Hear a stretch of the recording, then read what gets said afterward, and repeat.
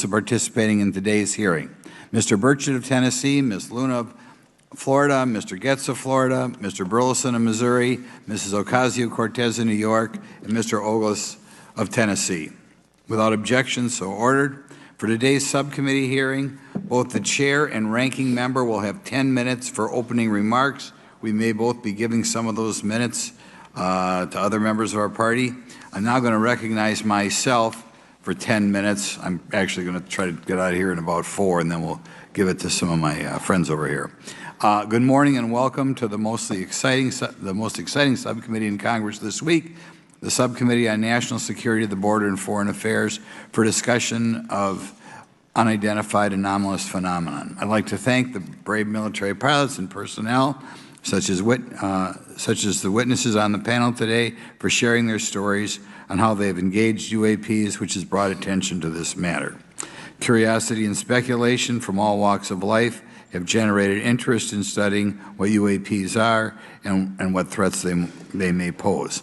I will say that when I was younger in school, I read a book, a 1966 book called Flying Saucers, Serious Business, and for a while, when I was a little bit younger, I thought it was the most important issue out there. The lack of transparency regarding UAPs, which was one of the themes of that book, in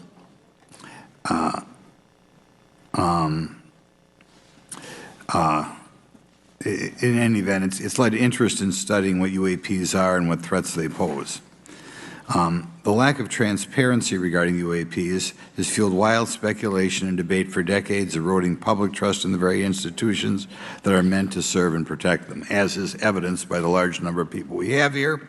I also want to point out in 1966, President Gerald Ford claimed to have seen a UFO, and in 1969 in Georgia, Jimmy Carter claimed to have seen a UFO. So this has led Congress to establish entities to examine UAPs. The National Defense Authorization Act of 2022 established the All-Domain Anomaly Resolution Office, or AARO, to conduct or to coordinate efforts across the Department of Defense and other federal agencies to detect, identify, and investigate UAPs. However, AARO's budget remains classified, prohibiting meaningful oversight from Congress. In addition to AARO's efforts, NASA is leading an independent study on UAPs that will identify how UAP data is gathered from both civilian and government entities that can be analyzed to shed light on the topic. However, despite these offices being established, there lies a pressing demand for government transparency and accountability that cannot be overlooked, and that's been a problem that's been around for 50 years. The Biden administration handling of the Chinese spy balloon that violated U.S. airspace is one example how the government is not prepared for these. The Biden administration's description of events has shown that the government continues not to be forthright. Between the Chinese balloon being shot down and 2 UAPs subsequently shot down following the event earlier this year, the U.S. government spent $1.5 million in taxpayer dollars on missiles, yet we have seen little clarity from the Biden administration. We must demand transparency from the Department of Defense, our intelligence community, and our defense industry on the UAP work. We're going to ask some questions about that today. Congress recognizes the subject of UAPs as multifaceted and requires a careful, data-driven approach. Today, we'll see clarity from these witnesses' testimonies, or we'll seek clarity as to what can be done to improve reporting for military and civilians and remain committed to objective inquiry. Congress should work to ensure that knowledge is not driven by fear. Today, we are not just debating the existence of UAPs, we are deliberating on the principles that define our republic, which is a commitment to transparency and accountability. I look forward to hearing from our witnesses today about ways we can improve government efficiency and openness when it comes to UAPs. I thank each of you for your presence here today and for your dedication to safeguarding the interests of the American people. I look forward to your testimony. Now I'm going to turn it over for 2.5 or 3 minutes to Representative Burchett from Tennessee. Thank you, Mr. Chairman. Thank you all for being here. I want to thank everybody for making this happen today, and I want to remind everybody this is a nonpartisan issue. This has nothing to do with party politics. I think the cover-up goes a lot deeper than that. I also want to thank my colleagues, Representative Anna Paulina Luna, sitting beside me here, Jared Moskowitz, my friend across the aisle has an incredible mind, and I'm anxious to hear his questions. My buddy Eric Burleson, and it's not in my notes here, but Matt Gates. If it hadn't been for Matt Gates, myself, him, and Luna would still be down at Eglin Air Force Base trying to get some answers. He's got an incredible legal mind. Also, I know I saw it in the crowd there, George Knapp, my buddy Jeremy Corbell. They're not witnesses, but they've provided some statements on this subject, and I seek unanimous consent to enter those statements into the record, Mr. Chairman. Without objection. Also, would like to enter in, I understand now that this is unclassified and it's public record, but as we all know, that's sometimes difficult for the public to get a hold of. A report, Defense Intelligence reference documents, advanced space propulsion based on vacuum, space-time metric engineering, some light reading for some of our members. Without objection. Thank you. Mr. Knapp wrote, since 1969, the position of our military has been that UFOs pose no threat to national security and are not worthy of further study. I'd say that's the biggest understatement of the decade. He also goes on to talk about the dismissive attitude. It's at odds with what was revealed in documents, reports, and internal memos. And Mr. Cabral says, as he writes these words, the UFO is emerging as a major topic of global importance. I can state that as a fact. Out there, I met a fellow who came in here all the way from Denmark to be here for this meeting. So this is huge. This is worldwide. I think we suspect what's going on, but I'd also like to thank the members of Congress who have supported our efforts to make this hearing happen. Some have even confided to me that they've had UFO sightings of their own. Those members, of course, some of them wish to remain anonymous, and I'll keep it that way. But also, finally, I'd like to thank these three brave witnesses here. They took an oath. They took an oath to uphold the Constitution of the United States, and dadgummit, they're doing it. And we owe them a debt of gratitude.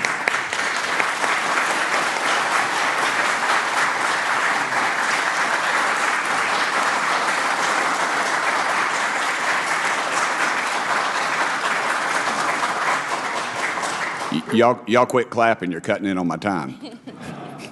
Just kidding.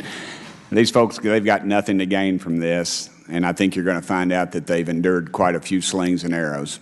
We need to remember them in our prayers and their families, and I'm thankful to them for their honest testimonies. They have done interviews and appeared in documentaries like Accidental Truth to get their stories out there, and now they are all here to testify under oath for Congress.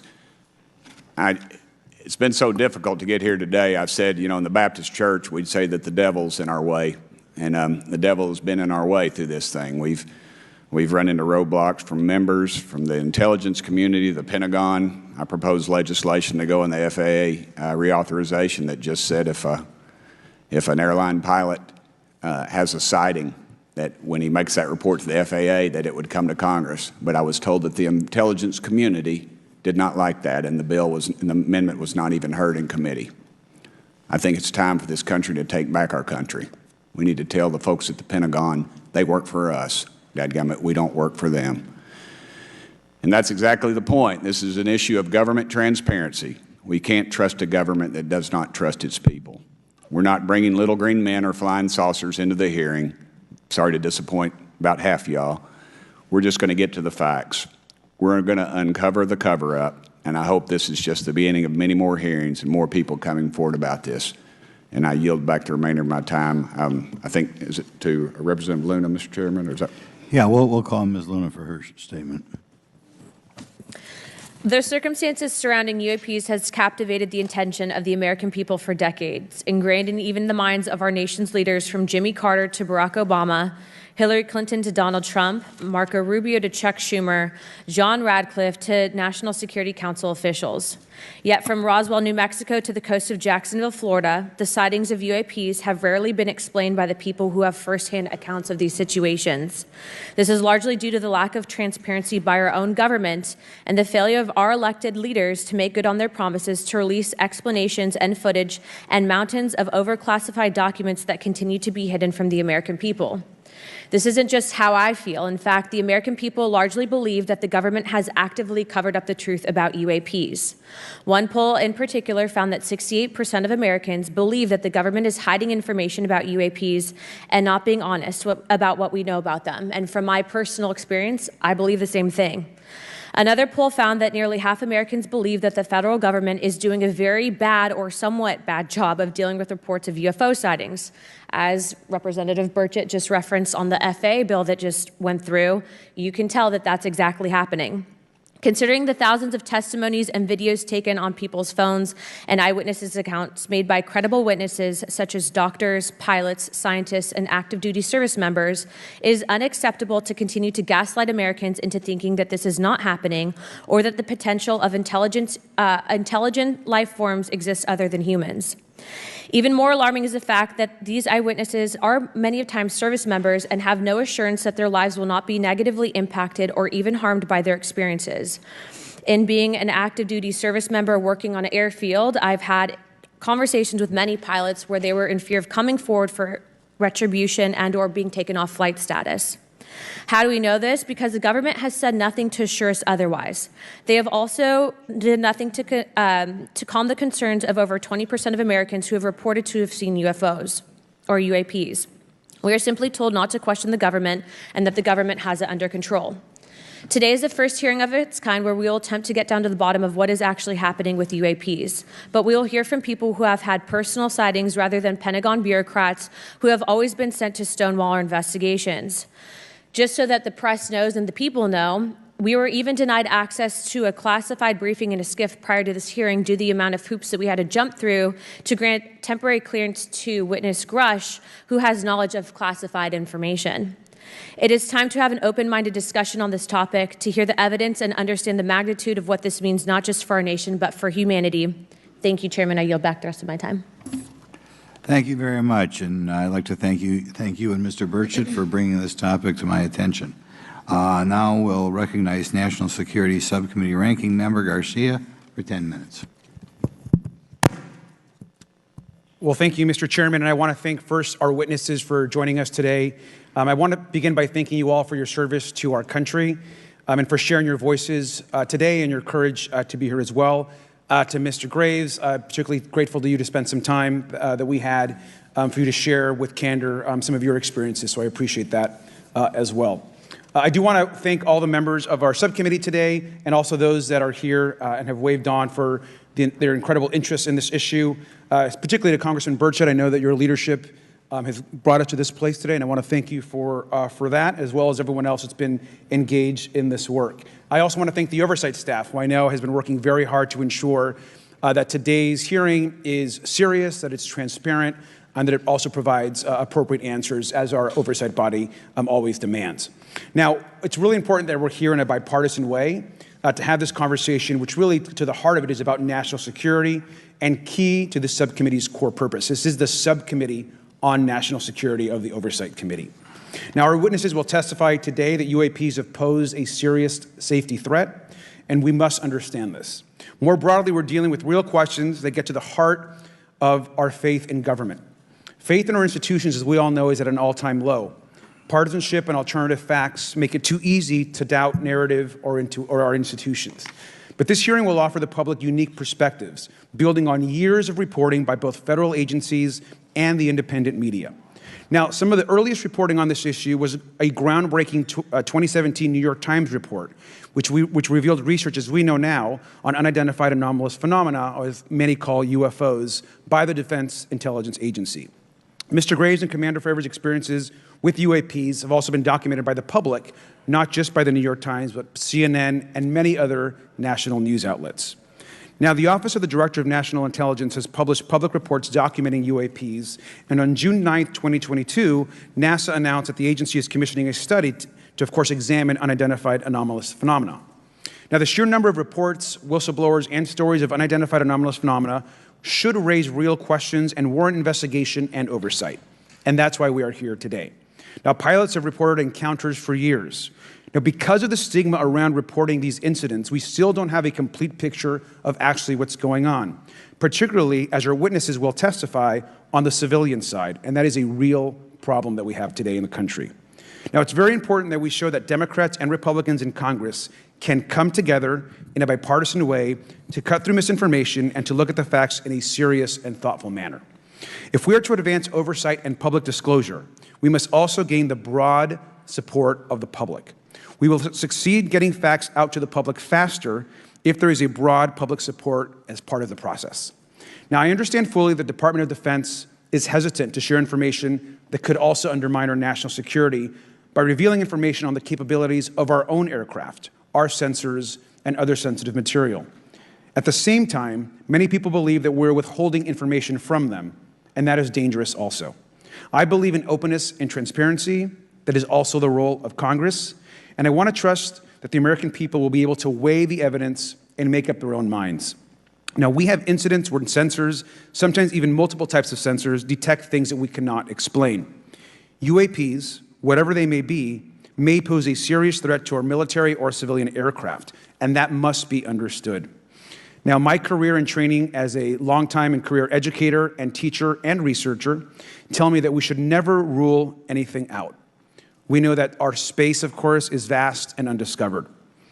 I also want to note that Mr. Sean Kirkpatrick, director of the All-Domain Anomaly Resolution Office, the component of the DoD office that investigates UAP data, has testified before the Senate this year that his unit has found no evidence of extraterrestrial activity. NASA has also stated that they don't have evidence of extraterrestrial life either, and we've heard this, of course, from some of our government agencies. And we should remind viewers and witnesses, which I think is really important, that we also cannot share classified information in public settings. But questions, of course, remain that people want to see data and information for themselves.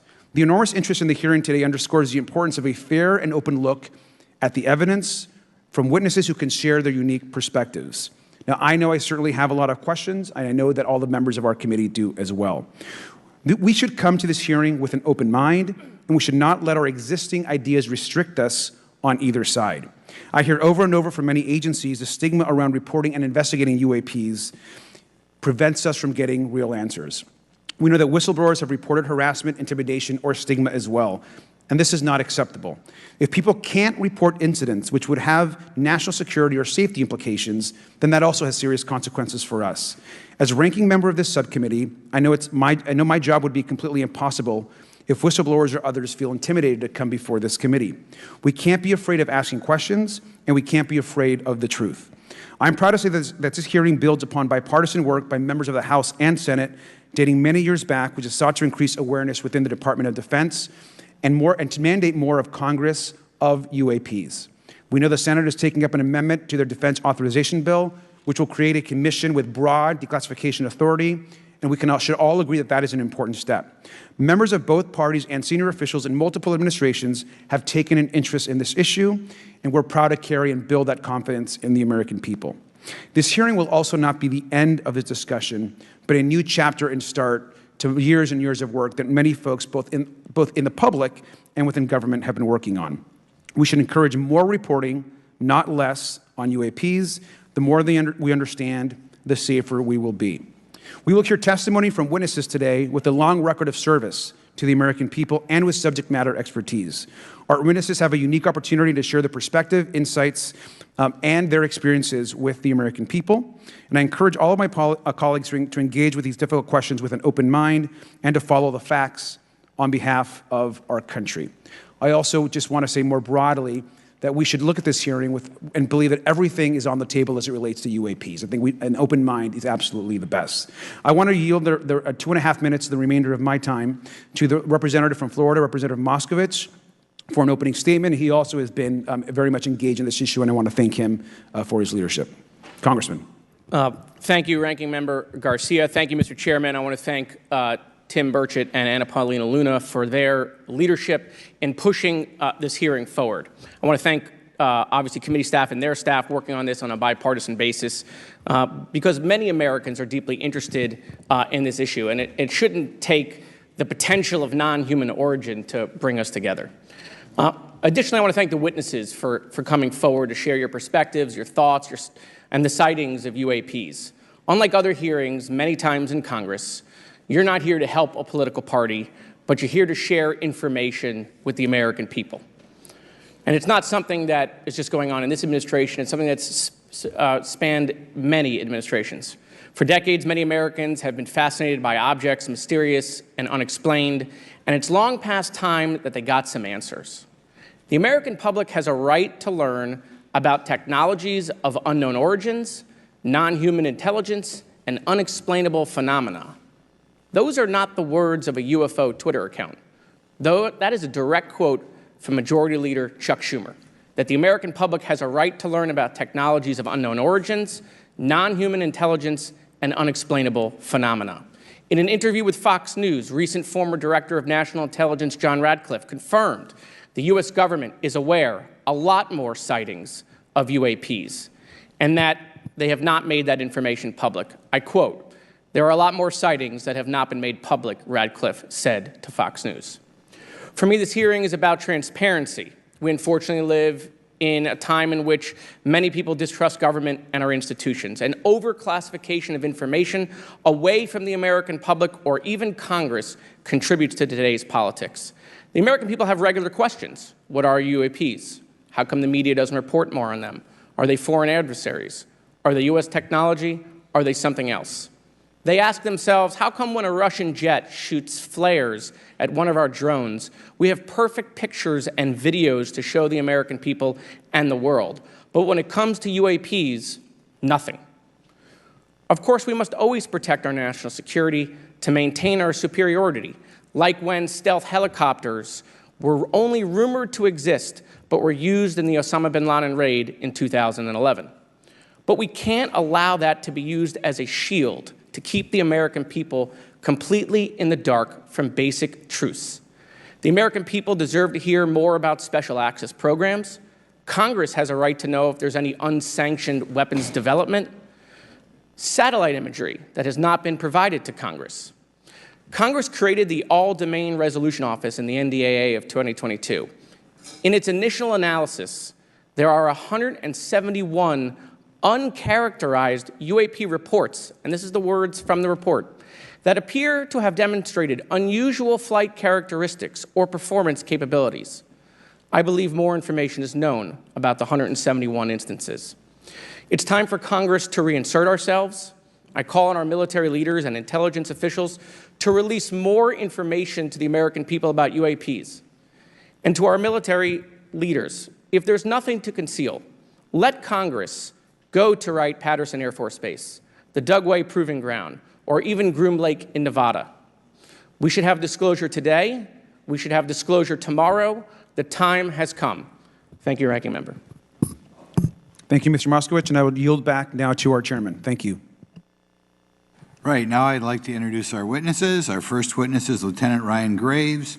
He's the Executive Director of Americans for Safe Aerospace. Lieutenant Graves is also a former U.S. Navy F-18 pilot with his own UAP experience. The next witness, David Grusch, is a former senior intelligence officer with the National Geospatial Intelligence Agency and was a senior technical advisor for UAP issues. And finally, retired Navy Commander David Fravor, squadron leader who worked as a naval aviator for 18 years. Mr. Fravor has his own UAP experience known as the TikTok event. I look forward to hearing from all three of you today. Pursuant to Committee Rule 9G, the witnesses will please stand and raise their right hands. Do you solemnly swear or affirm that the testimony you are about to give is the truth, the whole truth, and nothing but the truth, so help you God? Let the record show that all the witnesses answered in the affirmative. You may be seated. We appreciate you all being here today and look forward to your testimony. I'll remind the witnesses that we have read your written statements and they will appear in full in the hearing record. Please try to limit your oral statements to 5 minutes. As a reminder, please press the button on the microphone in front of you so that it's on and the members can hear you. When you begin to speak, the light in front of you will turn green. After 4 minutes, it'll turn yellow, and the red light, when that comes on, it tells you your 5 minutes have expired. I'll now recognize Mr. Graves for 5 minutes for your opening statement. Thank you. Chairman Grothman, Ranking Member Garcia, distinguished members of the House Oversight Subcommittee on National Security, Representatives Burchett and Luna. My name is Ryan Fobbs Graves, and I am a former F-18 pilot with a decade of service in the U.S. Navy, including 2 deployments in Operation Enduring Freedom and Operation Inherent Resolve. I have experienced advanced UAP firsthand, and I'm here to voice the concerns of more than 30 commercial aircrew and military veterans who have confided their similar encounters with me. Today, I would like to highlight 3 critical issues that demand our action.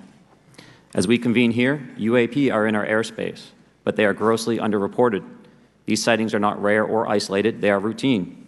Military aircrew and commercial pilots, trained observers whose lives depend on accurate identification, are frequently witnessing these phenomena. The stigma attached to UAP is real and powerful and challenges national security. It silences commercial pilots who fear professional repercussions, discourages witnesses, and is only compounded by recent government claims questioning the credibility of eyewitness testimony. Parts of our government are aware of more about UAP than they let on, but excessive classification practices keep crucial information hidden.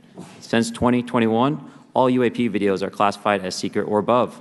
This level of secrecy not only impedes our understanding, but fuels speculation and mistrust. In 2014, I was an F-18 Foxtrot pilot in the Navy Fighter Attack Squadron 11, the Red Rippers, and I was stationed at NAS Oceana in Virginia Beach. After upgrades were made to our jet's radar systems, we began detecting unknown objects operating in our airspace. At first, we assumed they were radar errors, but soon we began to correlate the radar tracks with multiple onboard sensors, including infrared systems, eventually through visual ID. During a training mission in Warning Area Whiskey 72, 10 miles off the coast of Virginia Beach, two F-18 Super Hornets were split by a UAP. The object, described as a dark gray or a black cube inside of a clear sphere, came within 50 feet of the lead aircraft and was estimated to be 5 to 15 feet in diameter. The mission commander terminated the flight immediately and returned to base. Our squadron submitted a safety report, but there was no official acknowledgement of the incident and no further mechanism to report the sightings. Soon, these encounters became so frequent that aircrew would discuss the risk of UAP as part of their regular pre-flight briefs. Recognizing the need for action and answers, I founded Americans for Safe Aerospace.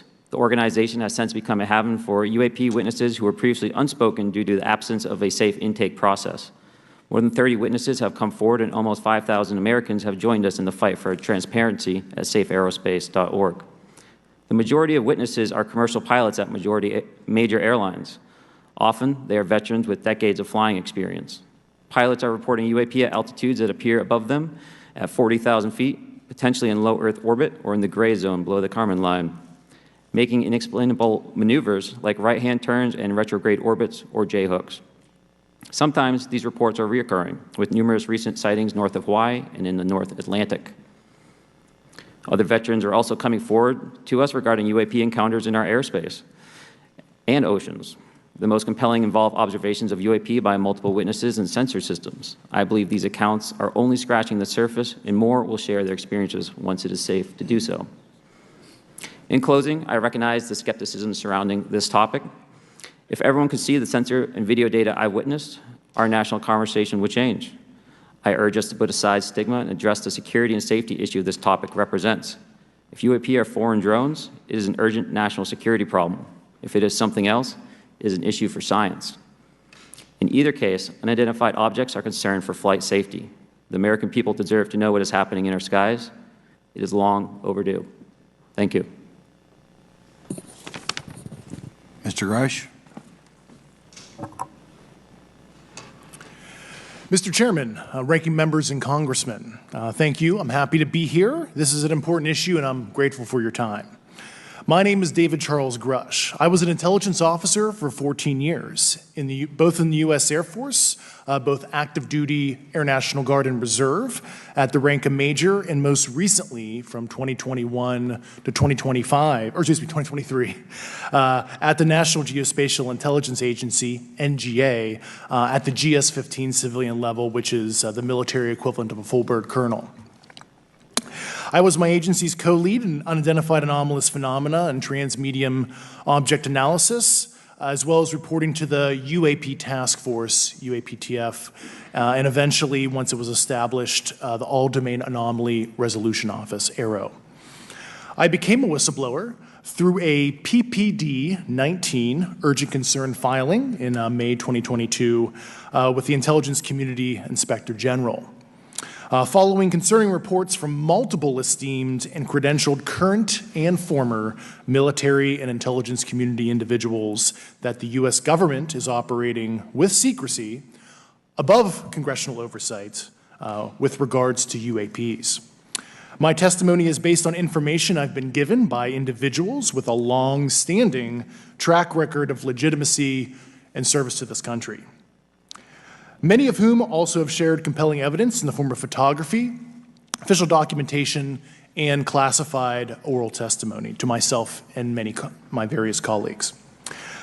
I have taken every step I can to corroborate this evidence over a period of 4 years while I was with the UAP Task Force and do my due diligence on the individual sharing it.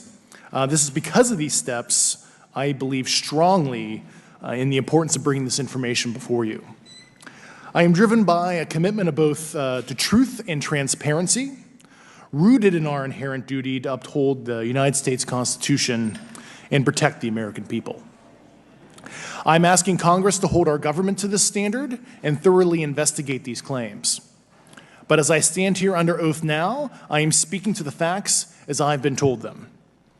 In the U.S. Air Force, in my National Reconnaissance Office, NRO, reservist capacity, I was a member of the UAP Task Force from 2019 to 2021. I served at the NRO Operations Center on the Director's briefing staff, which included the coordination of the Presidential Daily Brief and supporting variety of contingency operations, which I was the Reserve Intelligence Division Chief backup.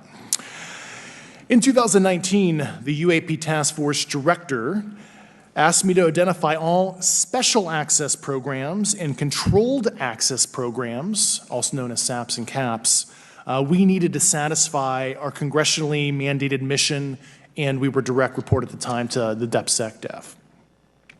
At the time, due to my extensive executive level intelligence support duties, I was cleared to literally all relevant compartments and in a position of extreme trust, both in my military and civilian capacities.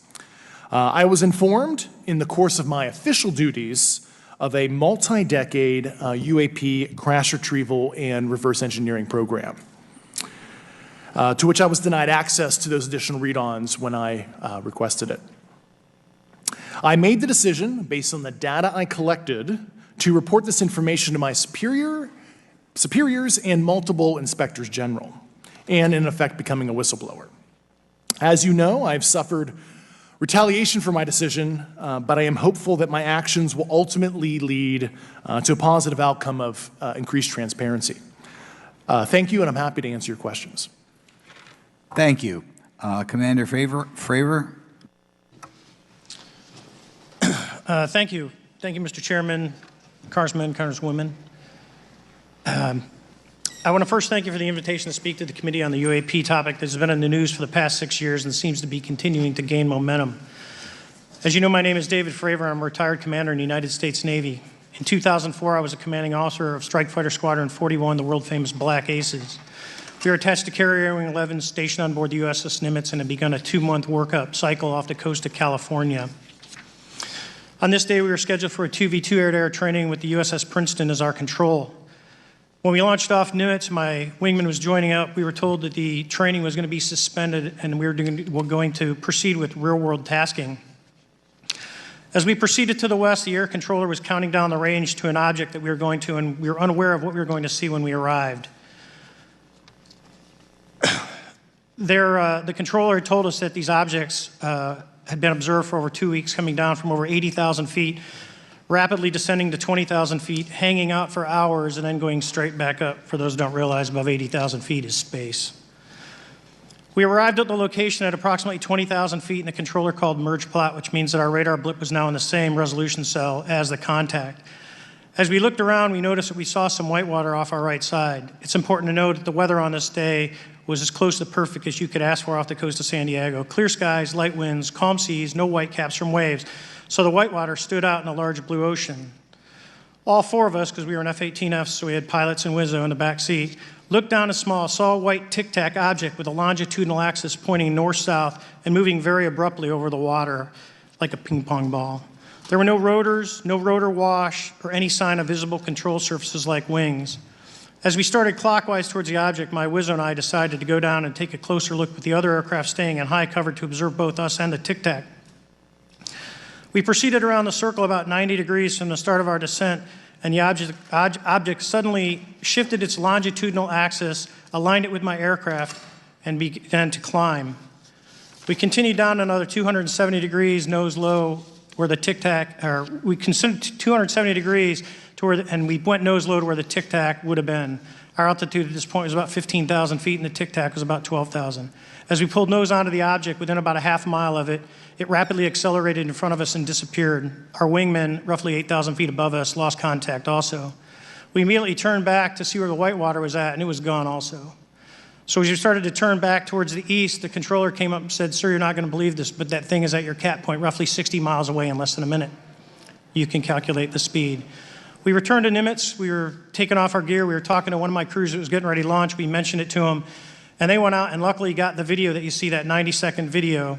What you don't see is the radar tape that was never released, and we don't know where it's at, of the active jamming that the object put on an APG-73 radar, and I can get into modes later if you're interested. What is shocking to us is that the incident was never investigated. None of my crew were ever questioned. Tapes were never taken. And after a couple days, it turned into a great story with friends. It wasn't until 2009 until Jay Stratton had contacted me to investigate. Unbeknownst to all, he was part of the ATIP program in the Pentagon led by Lou Elizondo. And there was an official report that came out that's now on the internet. Years later, I was contacted by the other pilot, Alex Dietrich, and asked if I'd been contacted. And I said no, but I'm willing to talk. I was contacted by Mr. Elizondo, and we talked for a short period of time, and he said we'd be in contact. A few weeks after that, I was made aware that Lou had left the Pentagon in protest and joined forces with Tom DeLonge, Chris Mellon, Steve Justice, and others to form Two Stars Academy, an organization that pressed the issue with leading industry experts and U.S. government officials. They worked with Leslie Kean, who is present today, Ralph Blumenthal, and Helene Cooper to publish the articles in the New York Times 2017 New York Times, and it removed the stigma on the topic of UFOs, which is why we're here today. Those articles open the door for the government and public that cannot be closed. It has led to an interest from our elected officials who are not focused on little green men, but figuring out where these craft are, where are they from, the technology they possess, how do they operate. It also led to the Whistleblower Protection Act and the NDAA.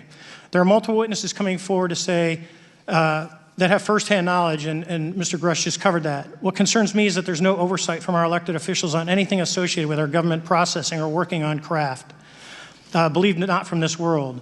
This issue is not a full public disclosure that could undermine national security, but it is about ensuring that our system of checks and balances works across all work done in the government using taxpayer funds. Relative to government programs, even unacknowledged WAVE programs have some level of oversight by the appropriate committee members in the House and Senate, and this work that is said to be occurring from whistleblower testimonies should not be exempt. In closing, I would like to say that the Tic Tac object we engaged in 2004 was far superior to anything that we had on time, have today, or are looking to develop in the next 10 years. If we in fact have programs that possess this technology, it needs to have oversight from those people that the citizens of this great country elected in office to represent what is best for the United States and best for the citizens. I thank you for your time. Thank you very much. Thank you very much. I know it's very difficult for all of you, all you've done in the past to try to illuminate this issue. Call on myself first for some questions. I'm going to start with Mr. Graves. Are pilots that you interact with as part of your organization, do you feel adequately trained and briefed on how to handle encounters with UAPs? No. Right now, military witnesses to UAP have limited options for reporting UAP. But more concerning is that commercial aviation sector has not adapted to the lessons that the military has implemented. The military and Department of Defense has stated that UAP represent a critical aviation safety risk. We have not seen that same language being used in the commercial markets. They are not acknowledging this risk. Okay.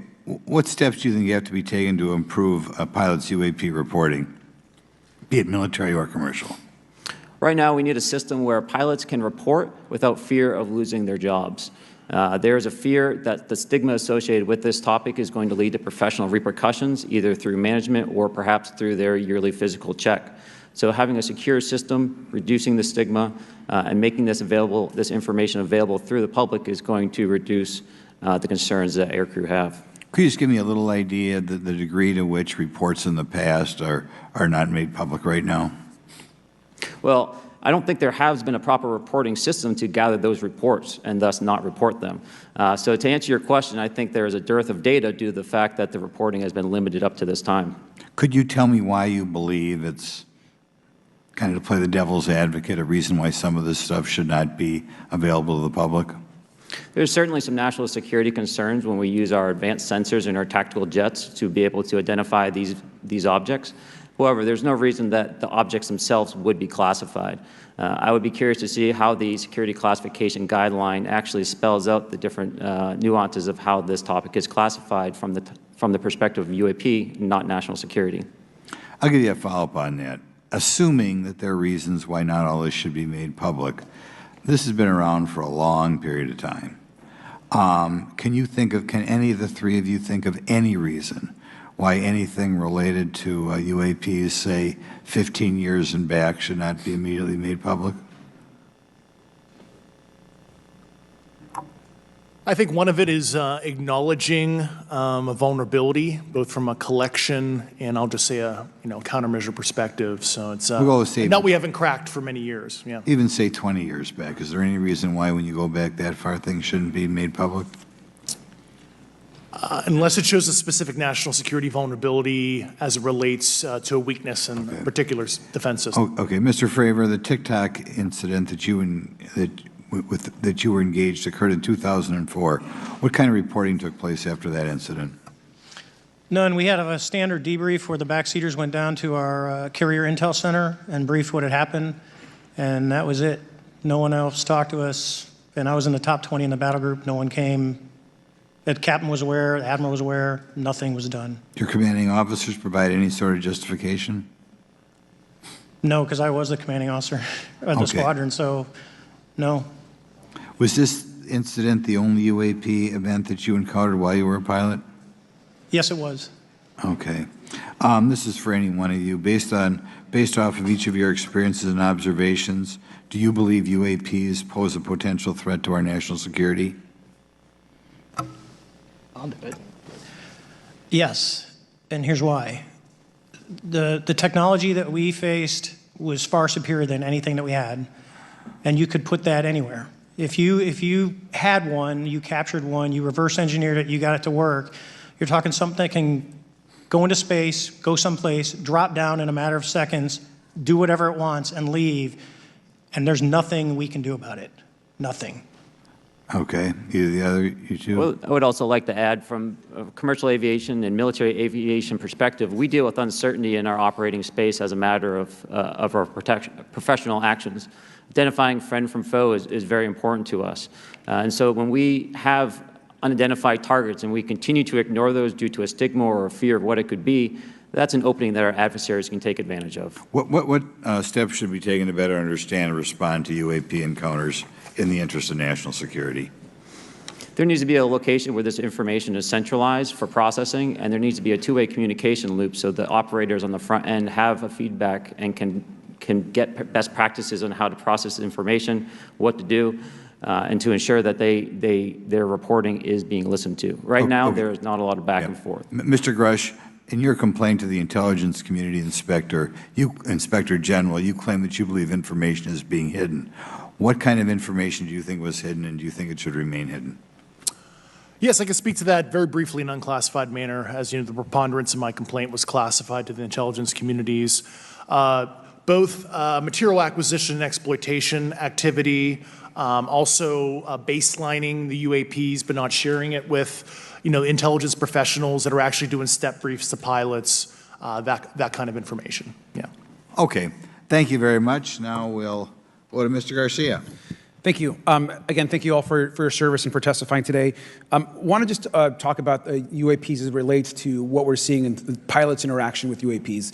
Particularly, Mr. Graves, one of the, I think, concerns that for members of this committee is this idea that pilots, there's no system to actually report UAPs and the stigma around pilots. And so can you just briefly, you mentioned that you're working with 30 pilots right now that have had encounters with UAPs, but you've also, I believe, discussed and know of many more pilots. This is just those that you're currently working with. Is that correct? Can you expand on that? Certainly. I'll break that down in two ways. First, when we were first experiencing these objects off the eastern seaboard in the 2014 to 2015 time period, anyone that had upgraded their radar systems were seeing these objects. So there was a large number of my colleagues that were detecting these objects off the eastern seaboard. They were further correlating that information with their other onboard sensors, and many of them also had their own eye sightings as well of these objects. Now, that was our personal first-hand experience at the time. Since then, as I've engaged this topic, others have reached out to me to share their experiences, both on the military side as well as the commercial aviation side.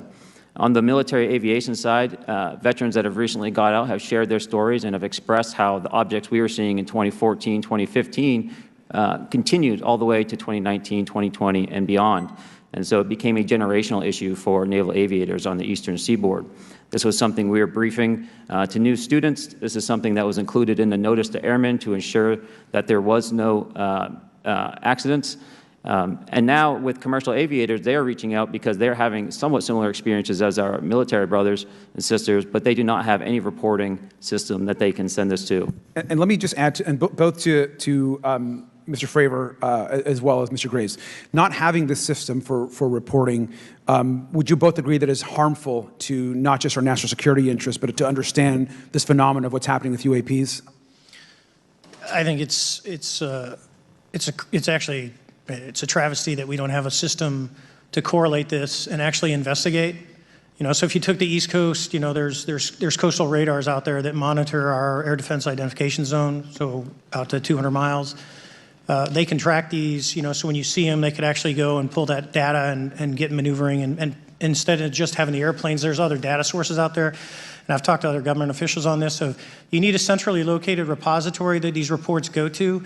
So if you just stuck it in DOD, you wouldn't get anything out of the Intelligence Committee because they have a tendency not to talk. But if you had a central location where these reports would come in, not just military, but also commercial aviation, because there's a lot of that going on, especially if you talk to anyone that flies from here to Hawaii, over the Pacific, they see odd lights. So I think you need to develop something that allows you a central point to collect the data in order to investigate. Mr. Graves? I would concur with everything Mr. Fravor said. I'll continue to say that the commercial pilots that have reached out to me through Americans for Safe Aerospace are doing so because they don't feel there's another way for them to report this safety issue. And I think one of the clear outcomes of this hearing already is that there has to be a safe and transparent reporting process for pilots, both on the commercial side and the military side, to be able to report UAPs in a way that's also transparent, but also understands the scope of our national security interests and what may be classified or not. But I think there has to be some sort of system. And so that's something that I hope can be an outcome that this committee can work on. Is there anything else for the two of you briefly beyond this reporting system that you think that we can do as a government to encourage and facilitate more civilian reporting? I think we're doing it right now. Okay, great. I think this hearing is going to show the American people that their government takes this topic seriously. And how about civilians that may not be pilots? What kind of process could be in place for civilians who are not pilots, who may have UAP encounters? Do either of you have any suggestions that could facilitate that? My recommendations would be to make that a sensor-centric operation in order to make it as objective as possible. Okay. Sir, Mr. Fravor? No, I agree with Mr. Graves on that. Okay. Just briefly, I also just want to note, particularly for the two pilots, and I have a question for Mr. Grusch. One of the things that I found fascinating in our discussion, Mr. Graves, last night as well, is that you both described UAPs and formations and the way they are observed in space or in our air, and the way that they move is essentially ways in which current technology or aircraft that we know of are unable to actually function or move. And so will you just, for the public record, again, once again, briefly, just either describe or note that aircraft that are being witnessed, particularly by the 30 folks that you're working with, are essentially outside the scope of anything that we know of today and the technology we have today. Mr. Graves, Mr. Fravor? Yes, the objects that are being seen by commercial pilots are performing maneuvers that are unexplainable due to our current understanding of our technology and our capabilities as a country, and that applies for the military as well. Mr. Fravor? Yeah, I concur with that. We have nothing that can stop in midair and go the other direction, nor do we have anything that can, like in our situation, come down from space, hang out for 3 hours, and go back up. Thank you. My last question, and sometimes I know that you have also said some of these answers in the past, but we're trying to get them on the public record as well, which is really important. Mr. Grusch, finally, do you believe that our government is in possession of UAPs? Absolutely, based on interviewing over 40 witnesses over 4 years. And where? I know the exact locations, and those locations were provided to the Inspector General and some of which to the intelligence committees. I actually had the people with the firsthand knowledge provide a protected disclosure to the Inspector General. Thank you. And Mr. Chairman, I would just say that I think that these questions are important questions, and I look forward to being involved in the process to get those answered. I know there'll be a lot of questions from other committee members, so I yield back. Thank you. We'll go to Mr. Burchett himself. Thank you, Mr. Chairman. Thank you, Mr. Garcia. I would like to have you on my legislation to do just that on the reporting, and we'll get together on that. Maybe you can be my co-sponsor on that. That'd be really cool. Thank you for those great questions. Mr. Graves, again, I'd like to know, how do you know that these were not our aircraft?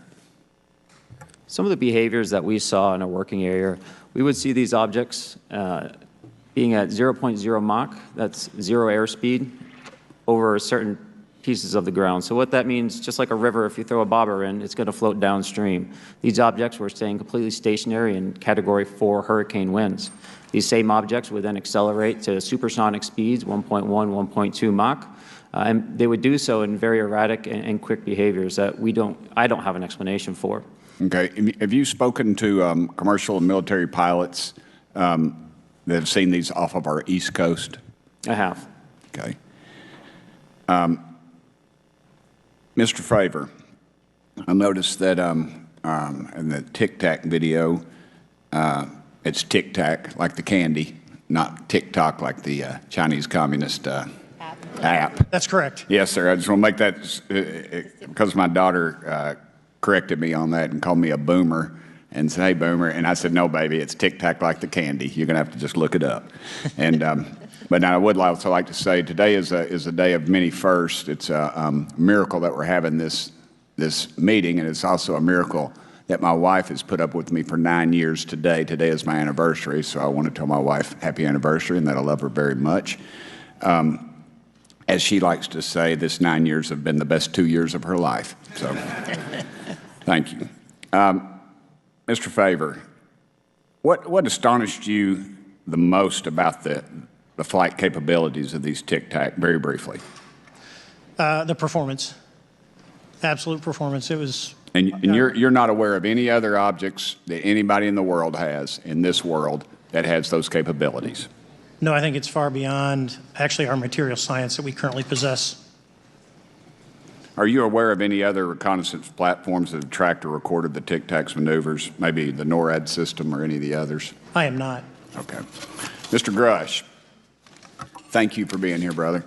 Thank you all very much. Have you faced any retaliation or reprisals for any of your testimony or anything on these lines? Yeah, I have to be careful what I say in detail because there is an open whistleblower reprisal investigation on my behalf, and I don't want to compromise that investigation by providing anything that may help provide somebody information. But it was very brutal and very unfortunate, some of the tactics they used to hurt me both professionally and personally, to be quite frank. Yeah. It's very unfortunate. As they say, when you're over the target, that's when they do the most firing at you. Do you have any personal knowledge of people who have been harmed or injured in efforts to cover up or conceal these extraterrestrial technology? Yes. Personally. Have anyone been murdered that you would that you know of or have heard of, I guess? I have to be careful asking that question. I directed people with that knowledge to the appropriate authorities. Maybe in a if we could get in a confidential area, SCIF, we could talk about that. But unfortunately, we were denied access to the SCIF, and that's very unfortunate in this scenario. Mr. Fravor, do you believe that you witnessed an additional object under the water in relation to your encounter? I will say we did not see an object. There was something there to cause the whitewater, and when we turned around, it was gone. So there was something there that obviously moved. Okay, it was not the same object though that you were looking at, correct? No, we actually joked that the Tic Tac was communicating with something when we came back, and because the whitewater disappeared.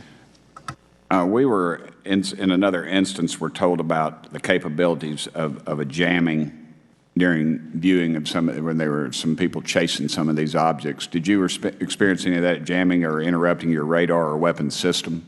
My crew that launched after we landed experienced significant jamming to the APG-73 radar, which was what we had on board, which is a mechanically scanned, very high-end system prior to the APG-79. And yes, it did pretty much everything you could do, range, velocity, aspect, and then it spit the lock, and the targeting pod is passive. That's what we were able to get the video on. I'm about to run out of time, but are you aware of any of our enemies that have that capability? No. Okay, I would also like to note for the record that, like George Knapp, breaking Area 51, he's the reason I knew about that, and the reason I know about the Tic Tacs is Leslie Keene from New York Times article, and I would encourage everybody to read that. Thank you, Mr. Chairman. I yield back to you for no time. Very good. Mr. Raskin? Thank you, Mr. Chairman. Mr. Graves, you reported UAP encounters during training flights, I think, and have since come forward to warn the Pentagon that these encounters may be putting pilots at risk. My first question is, you've identified these as taking place on the East Coast. Is it just on the East Coast where these encounters have been reported? No. Since the events initially occurred, I've learned that the objects have been detected essentially where all operations, Navy operations are being conducted across the world. And that's from the All-Domain Anomaly Resolutions Office reporting. All right, can you describe your experience after you decided to come forward and go public with your experience? Certainly. Like many others, in 2017, I saw the New York Times article come out as well. And for me, it was special because I recognized the voices on the video. I recognized the video itself. I had seen it when it was taken. I seen it when it was debriefed. And so that was kind of shook me because I realized that this problem was still ongoing. And so I reached out to colleagues back on the East Coast and realized that this was still a safety risk that they were dealing with, that they had essentially hit a wall with how they could move forward on this conversation. It was at that point when I decided to try to move the conversation forward myself. Are there common characteristics to the UAPs that have been cited by different pilots, and can you describe what the convergence of descriptions is? Certainly.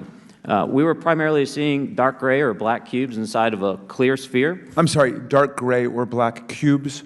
Yes, inside of a clear sphere, where the apex or tips of the cube were touching the inside of that sphere. And that was primarily what was being reported when we were able to gain a visual tally of these objects. And that occurred over almost 8 years. And as far as I know, it's still occurring.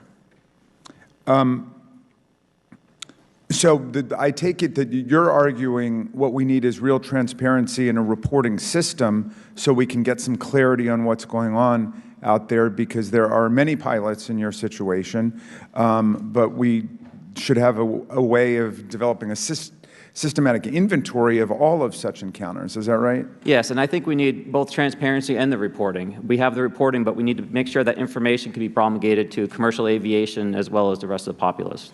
Mr. Grusch, what about you? What was your experience after you came forward? Well, it's only been about 2 months or so I guess my experience has been overwhelming support from former colleagues of mine that have privately messaged me, and I do appreciate that. But I do have knowledge of active planned reprisal activity against myself and other colleagues, and it's very, very upsetting to me. Coming from where? Certain senior leadership at previous agencies I was associated with. And that's all I'll say publicly, but I can provide more details in a closed environment. Okay. Well, I hope you understand that there would be bipartisan rejection of any attempt to vilify, demonize, or engage in other reprisals against our witnesses and people who are telling the truth from their perspective. Yeah, there were certain colleagues of mine that were brutally administratively attacked, and it actually makes me very upset as a leader to see that happen to other coworkers and actually superiors of mine over the last 3 years. How do you account for that response? That seems like a bizarre response. I call it administrative terrorism. That's their quiver, their tool in the toolbox to silence people, especially the career government service cares about their career, cares about their clearance, their reputation to climb the ladder. And when you threaten that career path, a lot of people back off. But I'm here to represent those people. So, Mr. Fravor, what about you? What has your experience been since you've come forward with your perspective on this? Actually, I've been treated very well. And the 6 people that were involved, myself included, all of them have or will be retiring from the military as 05s or 06s. And all my friends that are very senior, 3 and 4 stars, I've talked to them. They believe they understand there's a problem. But no, I was actually treated really well. And what is your general interpretation of these phenomena, or what is your current thinking of trying to make sense of them? Well, I'll say, I'm not like a UFO fanatic. It's not me. But I will tell you that what we saw with 4 sets of eyes over a 5-minute period, still, we have nothing close to it. It was amazing to see. I told my buddy I wanted to fly it, but yeah, it's just an incredible technology. All right, Mr. Chairman, thank you very much. I'll yield back to you. Thanks. On to Ms. Luna. Mr. Grusch, in speaking to you yesterday, I just wanted to follow up on Representative Raskin's questions. In the last couple of years, have you had incidences that have caused you to be in fear for your life for addressing these issues? Yes, personally. Okay. Yeah. I just want everyone to note that he's coming forward in fear of his life. To put in perspective, if they were really not scared about this information coming out, why would someone be intimidated like that? To your knowledge, are NHIs working with adversarial foreign governments in either technology exchange programs or back engineering programs? I don't have data on that. I'm not sure. Have you heard or you had people come forward to present that evidence? Not that particular evidence that you just espoused. Okay, on the 19th of April, Dr. Kirkpatrick, head of Aero, had said that he did not find any evidence of UAPs. You also stated that you had, in your interview, that you had briefed him on information that you were uncovering, but that he did not follow up with you. Were the items that you divulged to him pertinent to national security? Yes, him and I had a classified conversation in April 2022 before he took over Aero in July 2022, and I provided him some concerns I had. Do you know why he might not have followed up with you? Unfortunately, I cannot read his mind. I wish he did. I was happy to give sage counsel to him on where to look when he took the helm of Aero. Okay, and then my last question for you before I move to Mr. Graves is you received prior approval from the Defense Department to speak on certain issues, correct? Correct, through DOPSR, DoD Pre-Publication and Security Review, and I just want to remind the public, they're just looking from a security perspective. These are my own personal views and opinions, not the department's. Okay, I'm asking that though mainly because I think that there are many people that would like to discredit you, so it does bring a certain amount of credibility to your testimony. I'm required by law to do that as a former intelligence officer, or I go to jail for revealing classified information. Yeah, we don't want you to go to jail. My next question would actually be for Mr. Graves. Can you please explain to me in detail the event that occurred at Vandenberg Air Force Base? Certainly. In the 2003 timeframe, a large group of Boeing contractors were operating near one of the launch facilities at Vandenberg Air Force Base when they observed a very large 100-yard sided red square approach the base from the ocean and hover at low altitude over one of the launch facilities. This object remained for about 45 seconds or so before darting off over the mountains. There was a similar event within 24 hours later in the evening. This was a morning event, I believe 8:45 in the morning. Later in the evening, post-sunset, there were reports of other sightings on base, including some aggressive behaviors. These objects were approaching some of the security guards at rapid speeds before darting off. And this is information that was received through one of the witnesses that have approached me at Americans for Safe Aerospace. Was this documented in any official form, whether it was a police blotter? Yes, they had official documentation and records from the event that the witness held over the years. And I'm not going to ask you to do it right now for time reasons, but you would be able to sketch what was witnessed, correct? And have you seen that before on any other equipment and or during your flight time? I have not seen what they've described. This object was estimated to be almost the size of a football field, and I have not seen anything personally that large. Okay, and then another question on follow-up referencing the gimbal video Go Fast incident.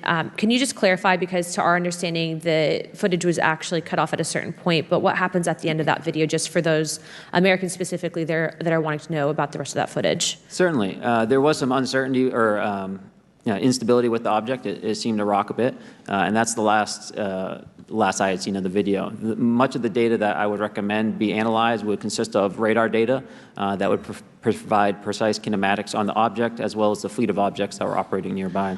Okay, and follow-up, in regards to the reporting procedures that Mr. Garcia had addressed on, as well as Representative Burchett, with the FAA, to your understanding, pilots that are seeing this, commercial airline pilots, are they receiving cease and desist letters from corporations for coming forward with information in regards to safety for potential airline passengers? I have been made privy to conversations with commercial aviators who have received cease and desist orders. So the American public should know that corporations are putting their own reputations on the not the line, but ahead of the safety of the American people. And I think, would you agree with that statement? It appears so. Okay. And I guess this would be my last, I'm out of time. I yield. I'll be back. Good. Mr. Moskowitz. Thank you, Mr. Chairman. Gentlemen, let's talk about the laws of physics for a second. Mr. Graves and Commander Fravor, I heard you talk about speed. When those objects broke the sound barrier, did they make a sonic boom? I was in a jet. You can't hear anything. It's kind of loud in there. Yeah, you're not able to actually personally tell within the vehicle. I will say the objects that we were seeing, they were spherical, and they were observed up to Mach 2, which is a very non-aerodynamic shape. What about G-forces? Let's talk about G-forces of those vehicles. Could a human survive those G-forces with known technology today? No. No, not for the acceleration rates that we observed. Okay.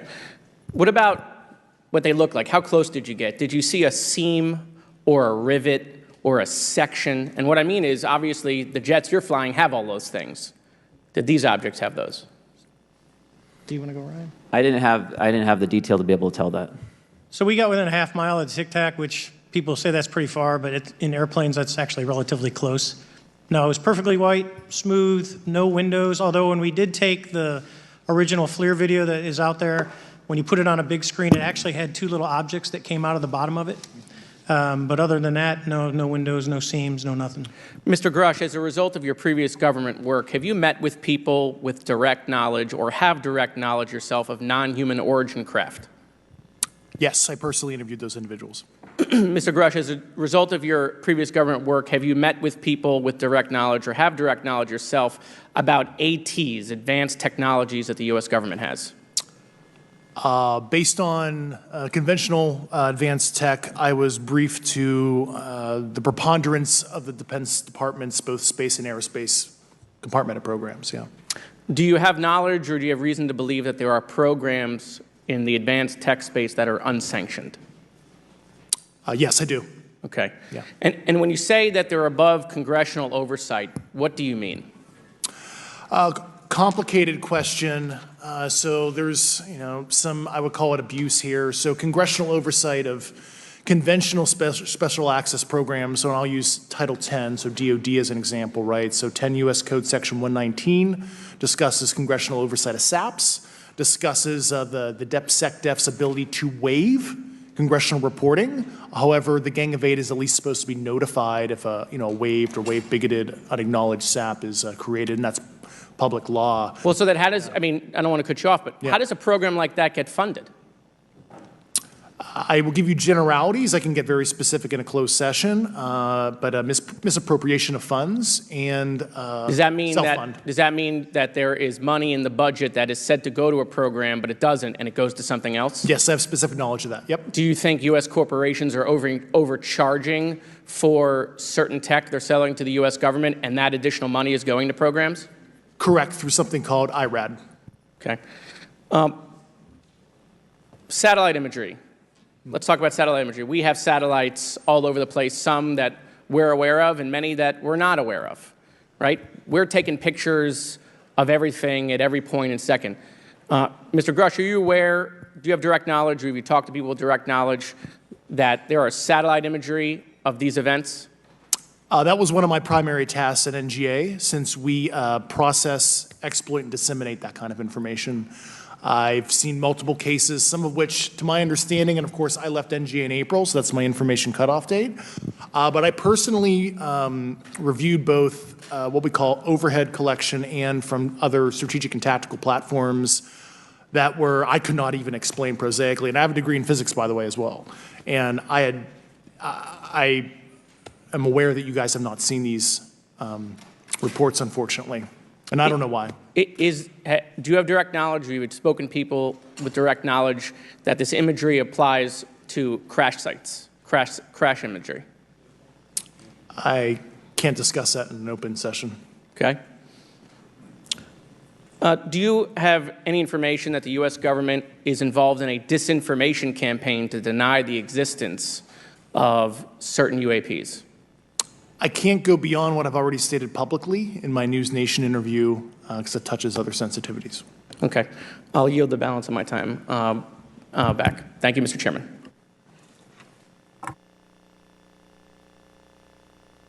Ms. Fox? Thank you, Mr. Chairman, and I thank our witnesses for being here today. Mr. Grusch, in your sworn testimony, you state that the United States government has retrieved supposedly extraterrestrial spacecraft and other UAP-related artifacts.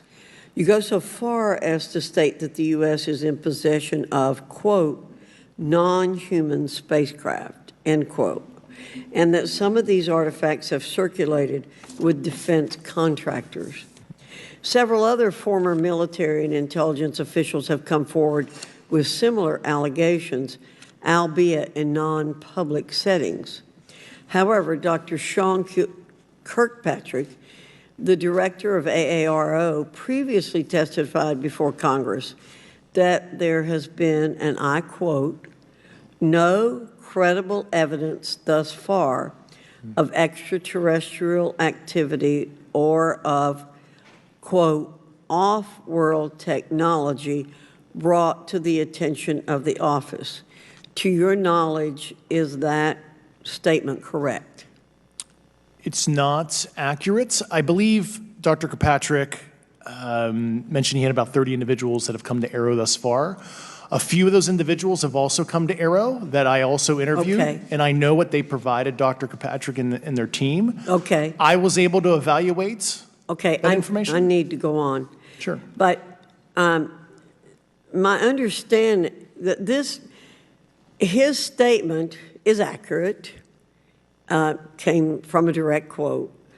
And this contradiction is a perfect example of why we need to inject transparency into our government.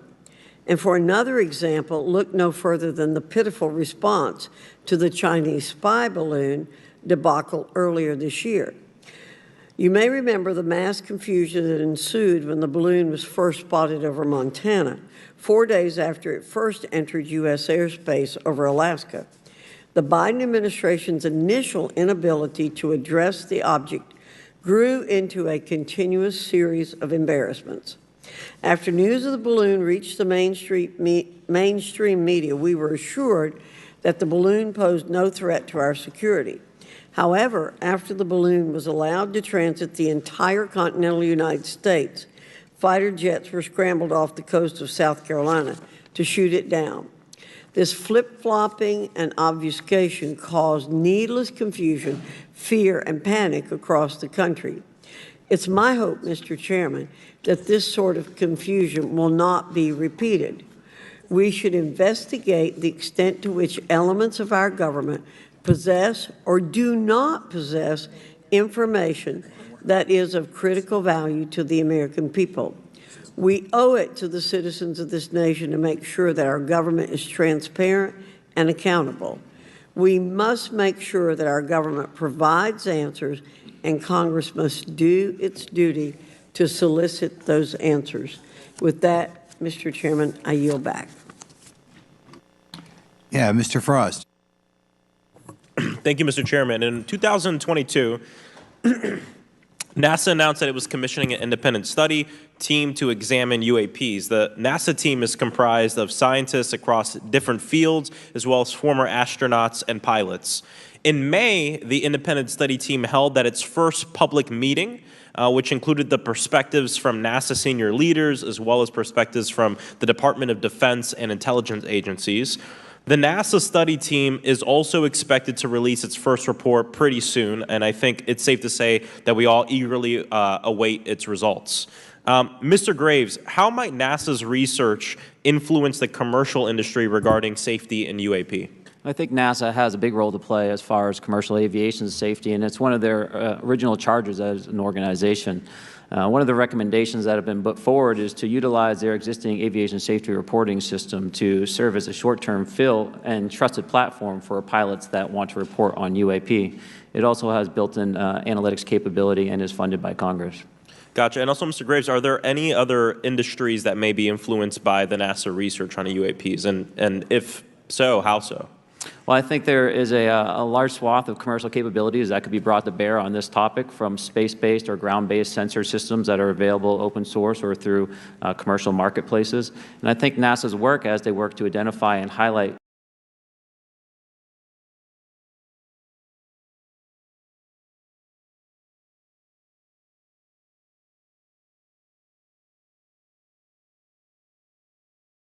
U.S. Navy pilots that recorded footage.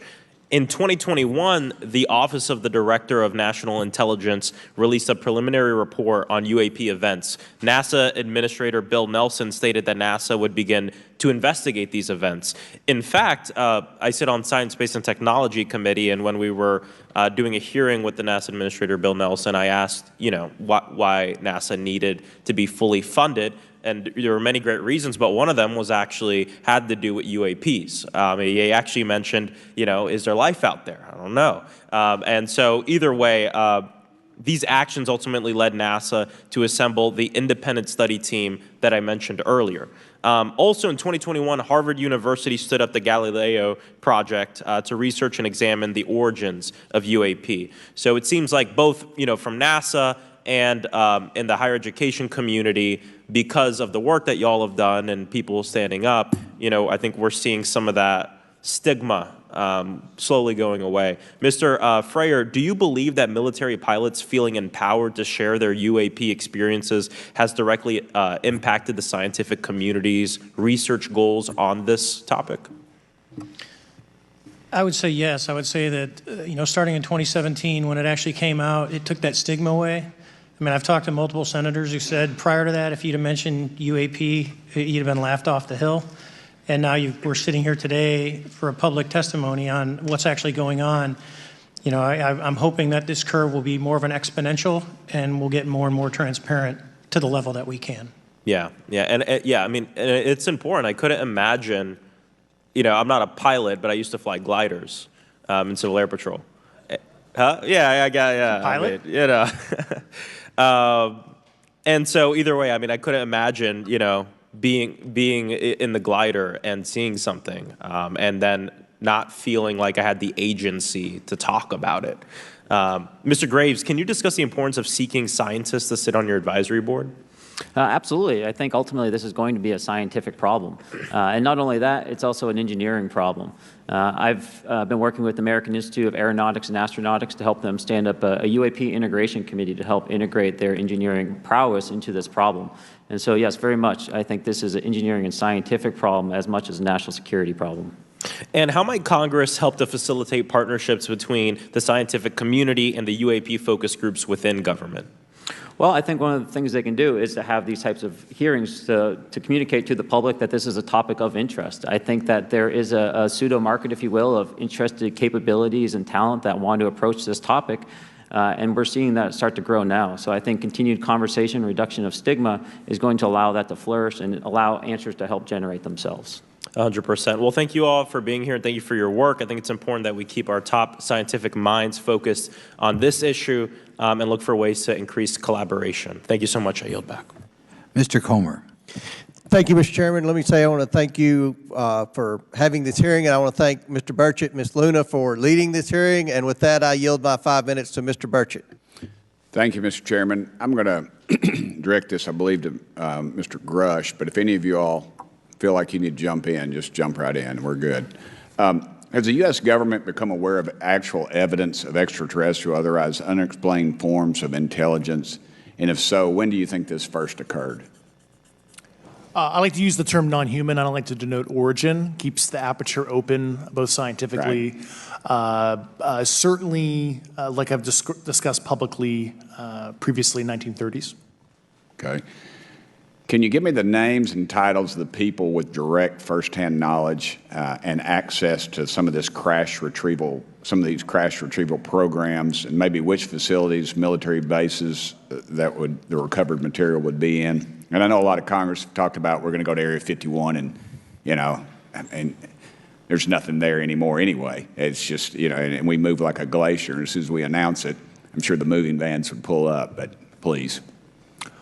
I can't discuss that publicly, but I did provide that information both to the Intel committees and the Inspector General.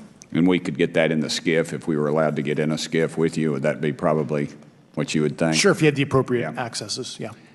What special access programs cover this information, and how is it possible that they have evaded oversight for so long? I do know the names. Once again, I can't discuss that publicly and how they've evaded oversight. In a closed setting, I can tell you the specific tradecraft used. All right. When do you think those programs began, and who authorized them? I do know a lot of that information, but that's something I can't discuss publicly because of sensitivities. All right. If any of y'all want to jump in on any of this, you're more than welcome to. What level of security clearance is required to fully access these programs? Well, anybody who has... and I say that because myself, Representative Gates, and Representative Luna were basically turned away at one point at Eglin. So please go right ahead. Certainly difference between member access and, say, somebody like me, but anybody who has a TSSCI clearance and meets the eligibility criteria, the access adjudicative authority should be able to grant you access. Mr. Burchett, if you'll yield, so just to put a fine point on that, there's nothing that you're aware of that's above special access program classification. It's a misnomer that there's anything actually above top secret. Executive Order 13526 delineates the classification levels. Right, but I draw a point on that because we can have access to those programs, and so the notion that we're not being given that access sort of defies our typical muscle memory here in Congress. Thank you, Mr. Burchett. I'll yield back to you. Thank you, Mr. Gates. Along those lines, Title 10, you may not know this or not, but Title 10 and Title 50 authorization, they seem to say they're inefficient. So who gets to decide this, in your opinion, in the past? It's a group of career senior executive officials. Okay, are they government officials? Both in and out. Do what? Both in and out of government, and that's about as far as I can go there. Yeah. All right, well, that leads to my next question. Which private corporations are directly involved in this program? How much taxpayer money has been invested in these programs, to your knowledge? I mean, we know we audit the Pentagon every year, and I've been here 5 years, and they failed the dadgum thing every year. They lose over $1 billion a year, we think, and I've told the Department of Defense maybe 60% of their assets are unaccounted for, whatever the heck that means. In the public sector, you go to jail for that kind of crap. So tell me. Yeah, I know when I'm $1 off of my DTS travel voucher, I get hammered, but it seems like it doesn't work the other way. If you sell over $600 worth of stuff on eBay now, you get a call from the IRS. So please, what corporations? Yeah, I don't know the specific metrics towards the end of your question. The specific corporations I did provide to the committees in specific divisions, and I spent 11 and a half hours with both Intel committees. So. Okay, has there been an active U.S. government disinformation campaign to deny the existence of unidentified aerial phenomena? And if so, why? I can't go beyond what I've already espoused publicly about that.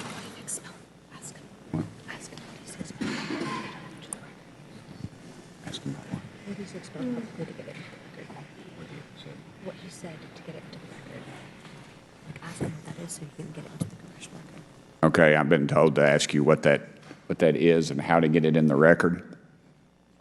What have you stated publicly in your interviews for the congressional record? If you reference my News Nation interview and I talk about a multi-decade, campaign to disenfranchise public interest, Sorry, basically. Mr. Chairman, I've gone. Yeah. Thank I you. apologize, Mr. Chairman. I yield back negative 21 seconds. Thank you. Ms. Ocasio-Cortez.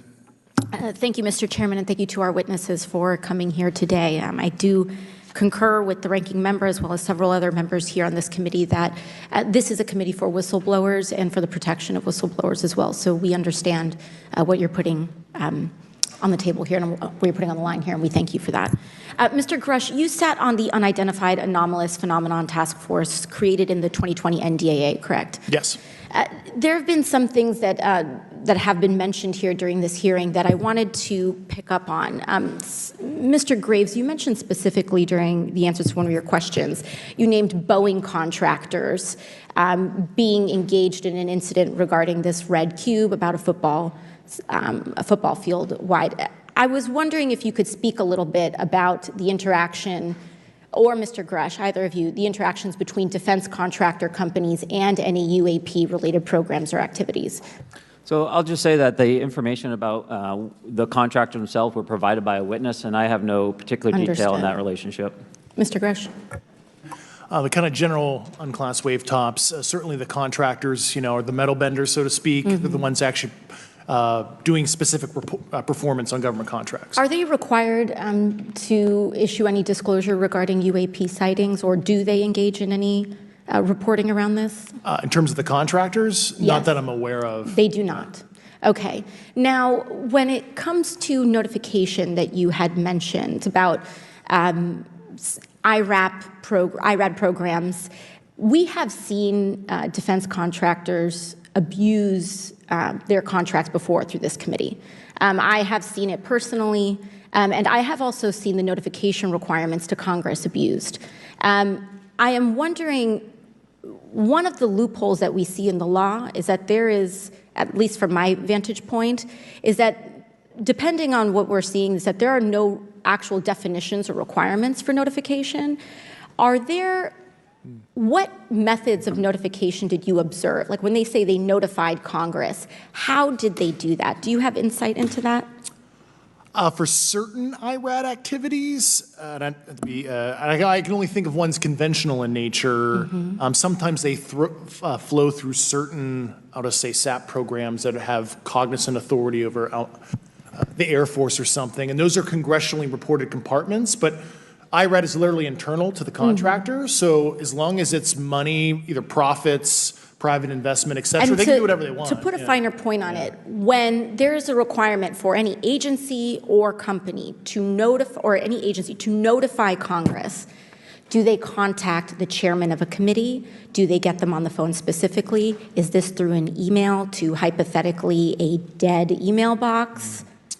A lot of it comes through what they call the PPR, Periodic Program Review Process, if it's a SAP or Controlled Access Program Equity, and then those go to the specific committees, whether it be the SAS, CASC, HISI. Thank you. I apologize, my time is limited. Mr. Graves, one of your main concerns is that the FAA currently does not have an official process to receive reports of UAP from pilots or others, correct? Correct. And in your experience, what data should the Aero program prioritize for potential collection? We have, location, date, time, but are there other specific characteristics that should be included in these reports? Certainly. I think that there's two categories that would be important. One would be kinematics and understanding the specifics of how the vehicle or objects are moving. And the second would be a more zoomed out approach of being able to look at origin and destination before the incident, as well as getting a better contextual understanding of how these objects are interacting with each other. Thank you. Now, because I only have a minute left, I apologize, we only have 5 minutes today, but for the record, if you were me, where would you look? Titles, programs, departments, regions, if you could just name anything. And I put that as an open question to the three of you. I'd be happy to give you that in a closed environment. I can tell you specifically. Thank you. Commander Fravor? And I would say, and I've told people that you have to know where to look. They're not going to divulge it to you because of the classification levels. But if you know where to look and who to talk to, which is exactly what Mr. Grusch can point you, then you have them. Okay. Mr. Graves? I was an operator, so I was depending on folks like Mr. Grusch to do that homework. Okay. Thank you very much. I yield back to the chair. Mr. Biggs? Thanks, Mr. Chairman. I thank the witnesses for being here today. I'm over here. Thank you so much for being here. I want to get into specifics here, and the reason I'm going to go this way is because you've talked a bit about what I would call misdirection by official U.S. government with regard to UAPs, right? And so I'm going to get to that in a second. But last week, White House NSC spokesman John Kirby stated that UAPs are having an impact on our training ranges and need to be treated as a legitimate issue. Do you concur with the statements? That's for each of you. Yes. Yes. Yes. Okay. Now, having said that, I'm going to take you to specific instances around the Phoenix Valley, because that's where I live. And in '97, we had the famous Phoenix light case. I don't know if any of you are familiar with that. There were two things that went along with that, and the explanation was military training range off Luke and the Barry Goldwater Range.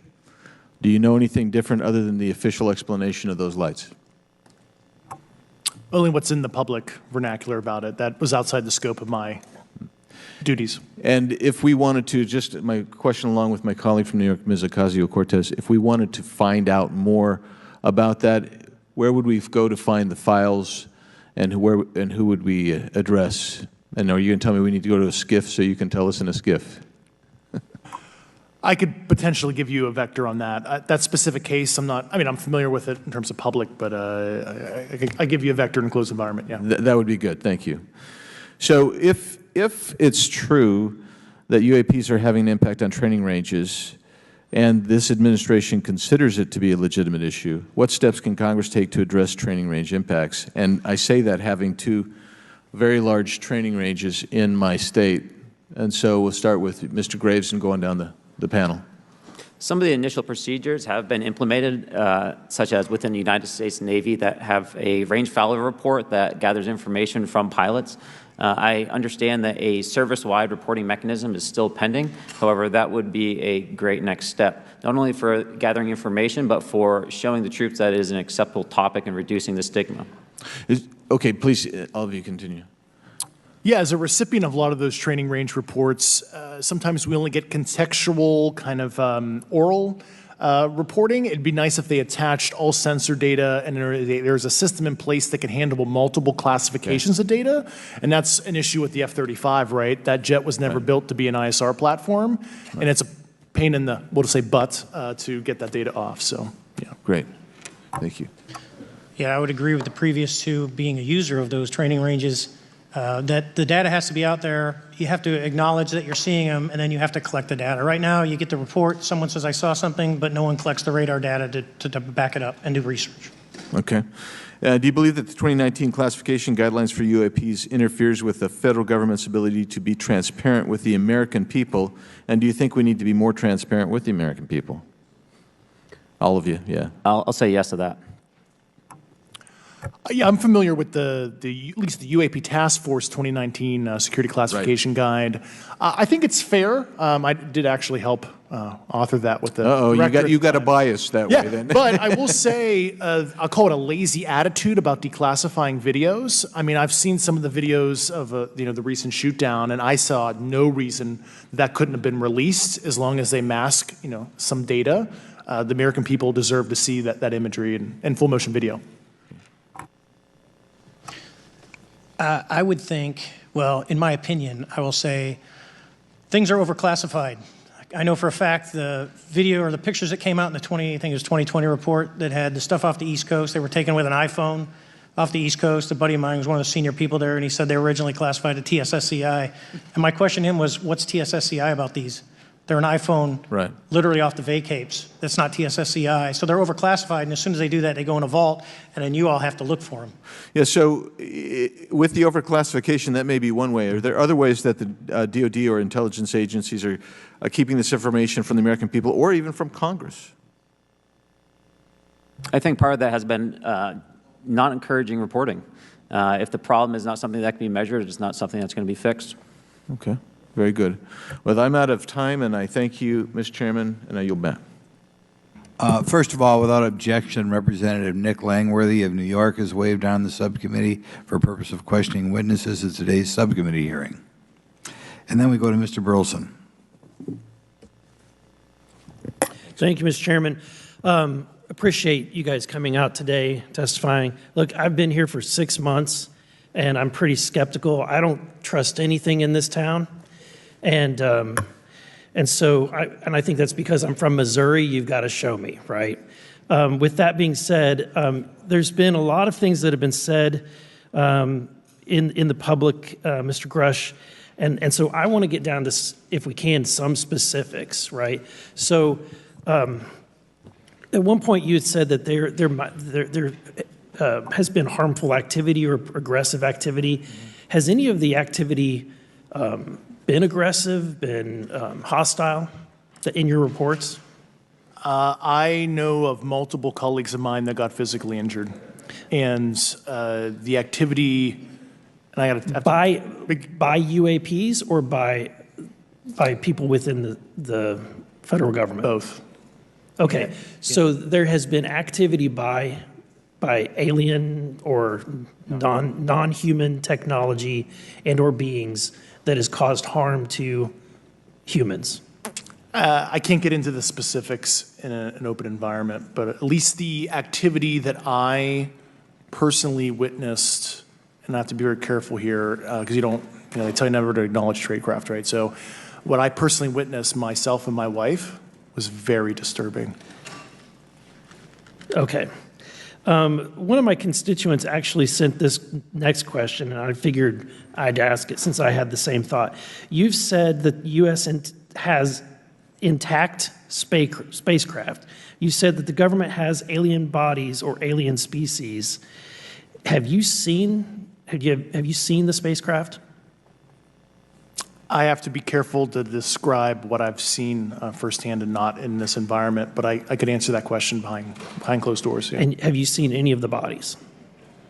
That's something I've not witnessed myself. Okay, and so with that being said, the other statement that has been made that was intriguing to me it's intriguing because my view has been that we are billions of light years away from any other system. And the concept that an alien species that's technologically advanced enough to travel billions of light years gets here and somehow is incompetent enough to not survive Earth or crashes is something that I find a little bit far-fetched. And with that being said, you have mentioned that there's interdimensional potential. Could you expound on that? Yeah, to answer your first question, and I'm here as a fact witness and expert, but I will give you a theoretical framework at least to work off to kind of espouse crashes, regardless of your level of sentience, right? Planes crash, cars crash, n number of sorties, however high, a small percentage are going to end in mission failure, if you will, as we say in the Air Force. And then in terms of multidimensionality, that kind of thing, the framework that I'm familiar with, for example, is something called the holographic principle. It derives itself from general relativity and quantum mechanics, and that is, if you want to imagine a 3D object such as yourself casting a shadow onto a 2D surface, that's the holographic principle. So you can be projected, quasi-projected from higher dimensional space to lower dimensional. It's a scientific trope that you can actually cross, literally, as far as I understand, but there's probably guys with PhDs that we could probably argue about that. But you have not seen any documentation that that's what's occurring? Only a theoretical framework discussion, yes. Okay. Okay. Occam's razor is that these aircraft, have they been identified that they are being produced by domestic, military and contractors? Is there any evidence that that's what's being recovered?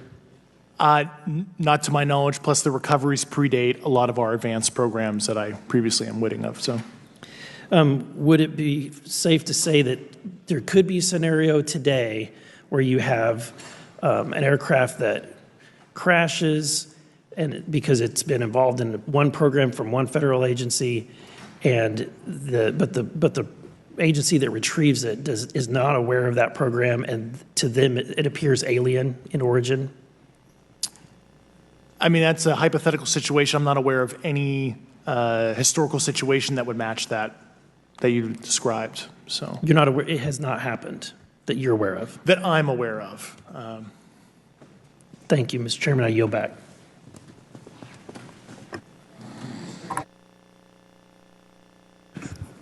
Several months ago, my office received a protected disclosure from Eglin Air Force Base indicating that there was a UAP incident that required my attention.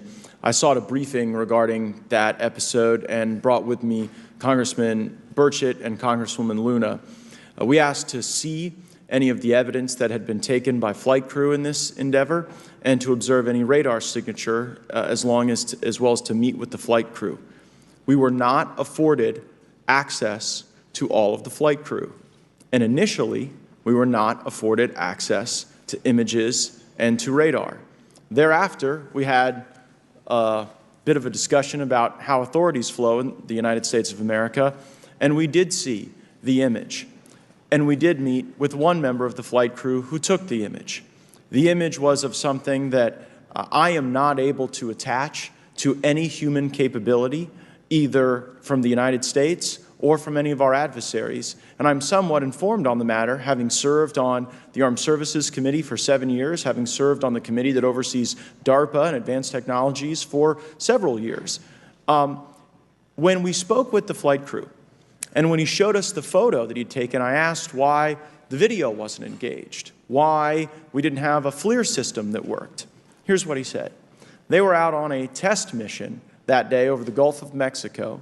And when you're on a test mission, you're supposed to have clear airspace. Not supposed to be anything that shows up. And they saw a sequence of 4 craft in a clear diamond formation for which there is a radar sequence that I alone have observed in the United States Congress. One of the pilots goes to check out that diamond formation and sees a large floating, what I can only describe as an orb. Again, like I said, not of any human capability that I'm aware of.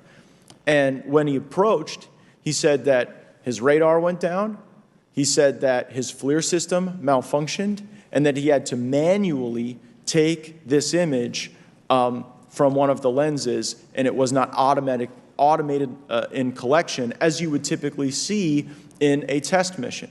So I guess I'll start with Commander Fravor. How should we think about the fact that this craft that was approached by our pilot had the capability of disarming a number of the sensor and collection systems on that craft? Well, I think this goes to that national security side, and you can go back through history of things showing up at certain areas and disabling our capabilities, which is disheartening. And for us, I mean, like I said, it completely disabled the radar on the aircraft when it tried to do it, and the only way we could see it is passively, which is how he got that image.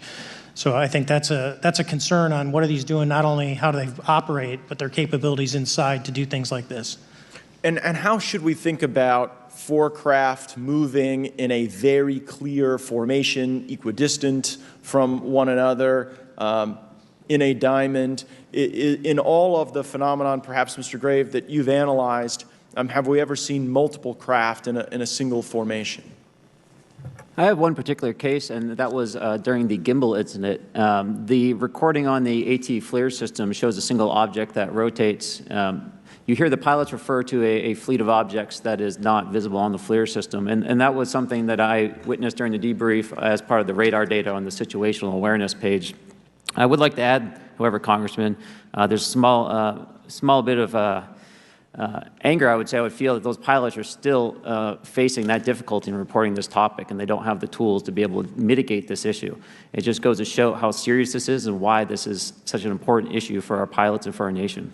It was stated explicitly to me by these test pilots that if you have a UAP experience, the best thing you can do for your career is forget it and not tell anyone. Because any type of reporting, either above the surface or below the surface, does have a perceived consequence to these people, and that is a culture we must change if we want to get to the truth. Mr. Chairman, I would observe that perhaps as we move forward from this hearing, there are some obvious next steps. Every person watching this knows that we need to meet with Mr. Grusch in a secure, compartmentalized facility so that we can get fulsome answers that do not put him in jeopardy and that give us the information we need. Second, I would suggest that the radar images that were collected of this formation of craft out of Eglin Air Force Base, and specifically the actual image taken by the actual flight crew that we can actually validate, be provided to the committee, subpoenaed if necessary, so that we're able to track how to get this type of reporting and analysis done in a more fulsome way. That would be my recommendation, humbly, as a guest here of the fine Oversight Committee. I yield back. Ms. Mays? Thank you, Mr. Chairman, and good morning to our witnesses who are testifying today. I want to thank each of you for being here to discuss a topic of grave importance to our national security. Earlier this year, a Chinese spy balloon was shot down off the coast of my home state of South Carolina. Since the Roswell incident in 1947, many Americans have wondered about the dangers of unknown objects crisscrossing our skies, whether these are UAPs or weather phenomena, advanced technology from American allied or enemy forces, or something more out of this world. So my first question, I have several questions, and if we can just be quick on these first two, I'm going to ask each of you the same question, and then I'll get to each of you individually. The first one, when you reported your experiences with a UAP, did any of you face any repercussions with your superiors, yes or no? No. No. I've actually never seen anything personally, believe it or not. So. All right. And then do you believe there's an active disinformation campaign within our government to deny existence of UAPs, yes or no? I don't have an answer to that. As previously stated publicly, yes. I think previously with like Project Blue Book, yes, but currently I don't speak for the United States government. Okay, thank you. I have a few questions for Mr. Graves. What percentage of UAP sightings in your belief go unreported by our pilots? This is an approximation based off of my personal experience speaking with a number of pilots, but I would estimate we're somewhere near 5% reporting perhaps. So like 95% basically don't report seeing UAPs. That's just my personal estimate. In the incident off Virginia Beach, do you believe the Navy took the danger to your aircraft seriously after it was reported? Absolutely. A few questions for Mr. Fravor. As an expert naval aviator, have you ever seen an object that looked and moved like the Tic Tac UAP? No. Did the Tic Tac UAP move in such a way that defied the laws of physics? The way we understand them, yes.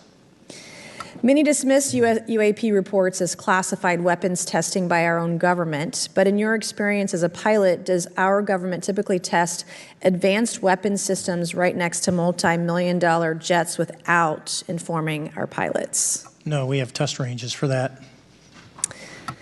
It took over 15 years for your encounter with the Tic Tac to be declassified. Do you feel there was a good reason to prevent lawmakers from having access to this footage?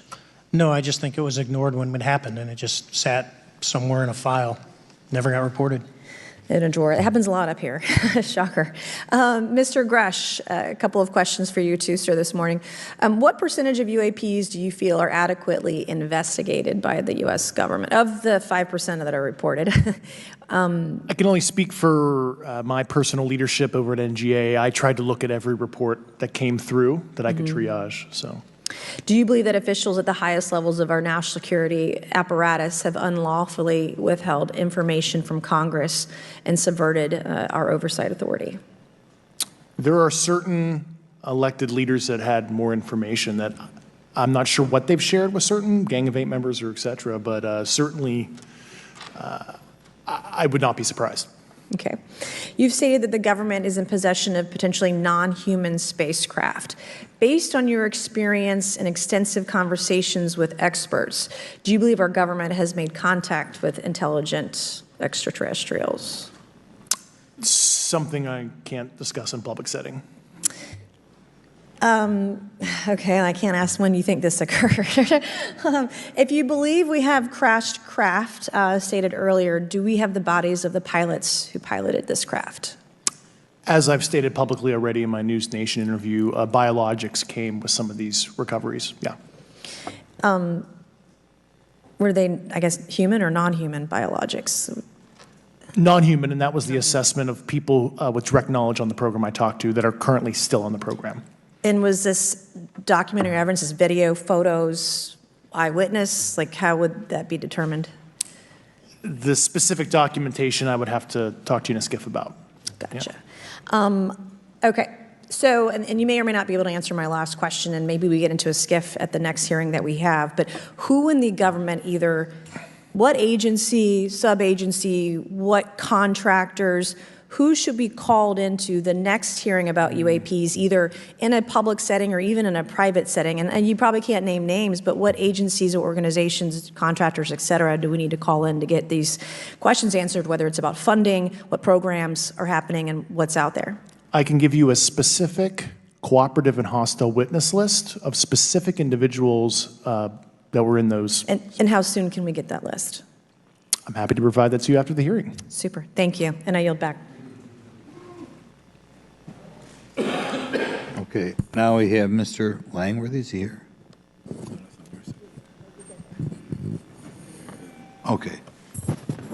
Thank you very much. I'd like to thank all of the witnesses for being here today to discuss this very unique topic. And I'd like to jump right into my questions, if you don't mind. Commander Fravor, can you briefly describe your background? Yeah, I was an enlisted Marine, Naval Academy graduate, Navy, flew for 18 years, got a master's from University of Houston, and I've worked in the private sector for the last, 16 years, 17 years. I do a lot of defense work. So Really gold-plated credentials. Commander Fravor, we have all seen the floating Tic Tac video that you engaged with on November 14th, 2004. Can you briefly talk about why you were off the coast of San Diego that day? Yeah, we were at a workup with all the battle groups. So we integrate the ships with the carrier, the air wing with the carrier, and we start working. So we were doing an air-to-air defense to hone not only our skills, but those of the USS Princeton when they had been tracking them for 2 weeks. The problem was that there was never manned aircraft airborne when they were tracking them, and this was the first day, and unfortunately, we were the ones airborne and went and saw it.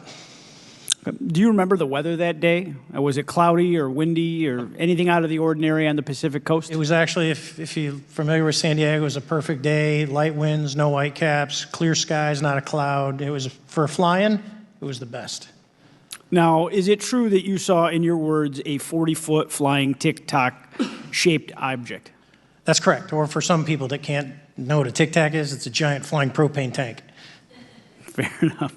Did this object come up on radar or interfere with your radar or the USS Princeton? The Princeton tracked it, the Nimitz tracked it, the E-2 tracked it. We never saw it on our radars. Our fire control radars never picked it up. The other airplane that took the video did get it on a radar. As soon as it tried to lock it, it jammed the radar, spit the lock, and he rapidly switched over to the targeting pod, which you can do in the F-18. From what you saw that day and what you've seen on video, did you see any source of propulsion from the flying object, including on any potential thermal scans from your aircraft? No, there's none. There's no IR plume coming out. And Chad, who took the video, went through all the EO, which is black and white TV, and the IR modes, and there's no visible signs of propulsion. It's just sitting in space at 20,000 feet. In your career, have you ever seen a propulsion system that creates no thermal exhaust? No. Can you describe how the aircraft maneuvered? Abruptly, very determinate. It knew exactly what it was doing. It was aware of our presence, and it had acceleration rates. I mean, it went from 0 to matching our speed in no time at all. Now, if the fastest plane on Earth was trying to do these maneuvers that you saw, would it be capable of doing that? No, not even close. And just to confirm, this object had no wings, correct? No wings. Now, was the aircraft that you were flying, was it armed? No, never felt threatened at all. If the aircraft was armed, do you believe that your aircraft or any aircraft in possession of the United States could have shot the Tic Tac down? I'd say no, just on the performance, it would just left in a split second. It looks like that we have a problem here that needs further investigation. Yes. In your belief, is this flying Tic Tac, I mean, is it capable of being the product of any other nation on the earth? No, like I said earlier, I think it defies current material science and the ability to develop that much propulsion. And I know there's been some physicists have done calculations, which is beyond anything that we have. Well, either the United States has an adversary here in this world that we don't know, or we really have some serious investigations to do. I really appreciate you being here.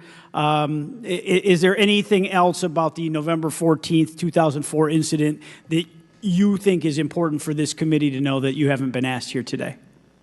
No, it's been said it's probably the most credible UFO sighting in history based on all the sensors that were tracking it, and then for us to get visual and to go against the naysayers that it's something on the screen or whatever. I mean, there's 4 sets of human eyeballs. We're all very credible. Of the 6 of us that were involved in the thing, including the video, every one of us is going to do 20+ years in the military in very responsible positions. So I'd say the world needs to know that it's not a joke. Well, thank you very much for your testimony here today for all of you, and I yield back, Mr. Chairman. Mr. Ogles. Thank you, Mr. Chairman, and thank you all for being here and the courage it took to come forward and again, the sacrifice that each of you have made. I serve on the National Security Subcommittee for the Financial Services Committee, so I really want to stay in the national security lane, if I may. So when we think about traditional adversaries and both us towards them and them towards us, we probe their capabilities. We look for weaknesses, and we collect that data, that reconnaissance for in the event we need it in the future. For each of you, yes or no question, based off of your own experience or the data that you've been privy to, is there any indication that these UAPs could be essentially collecting reconnaissance information? Mr. Graves? Yes. Mr. Grusch?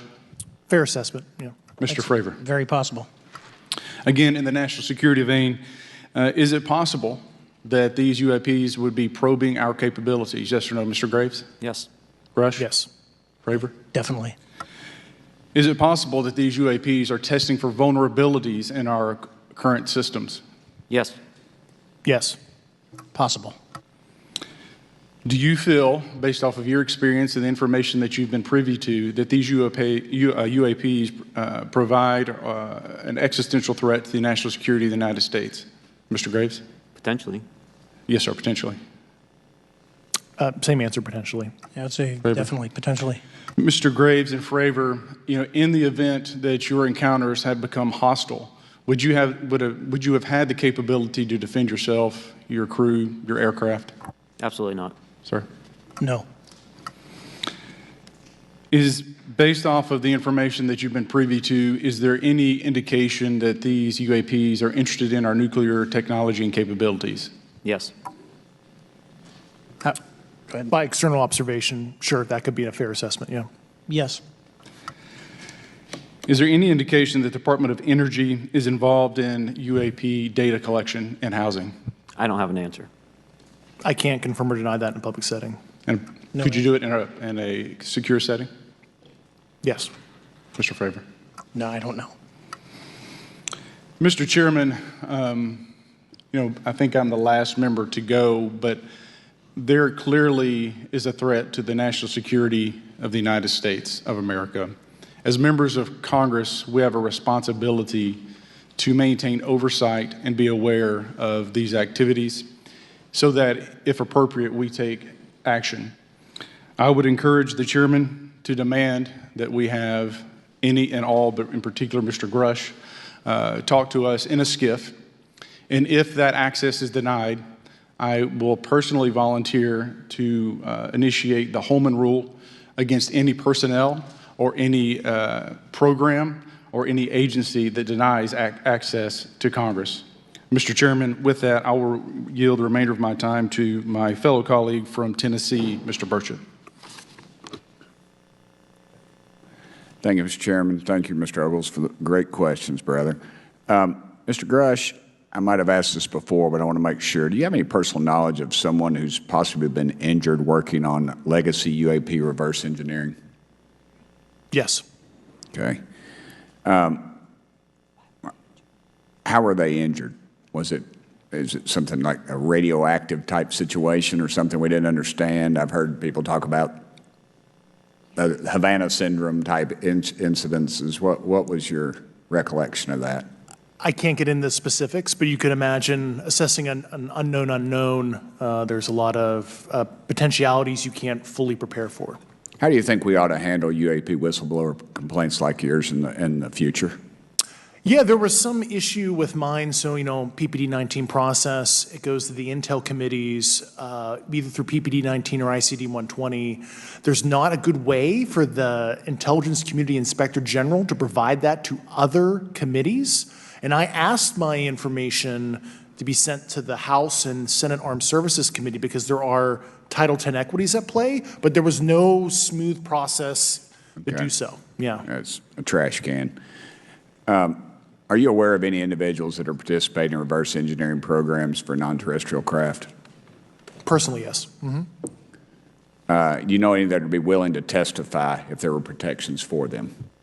Certainly closed door and assurances that breaking their NDA, they're not going to get administratively punished for so. Yeah. I yield, Mr. Chairman.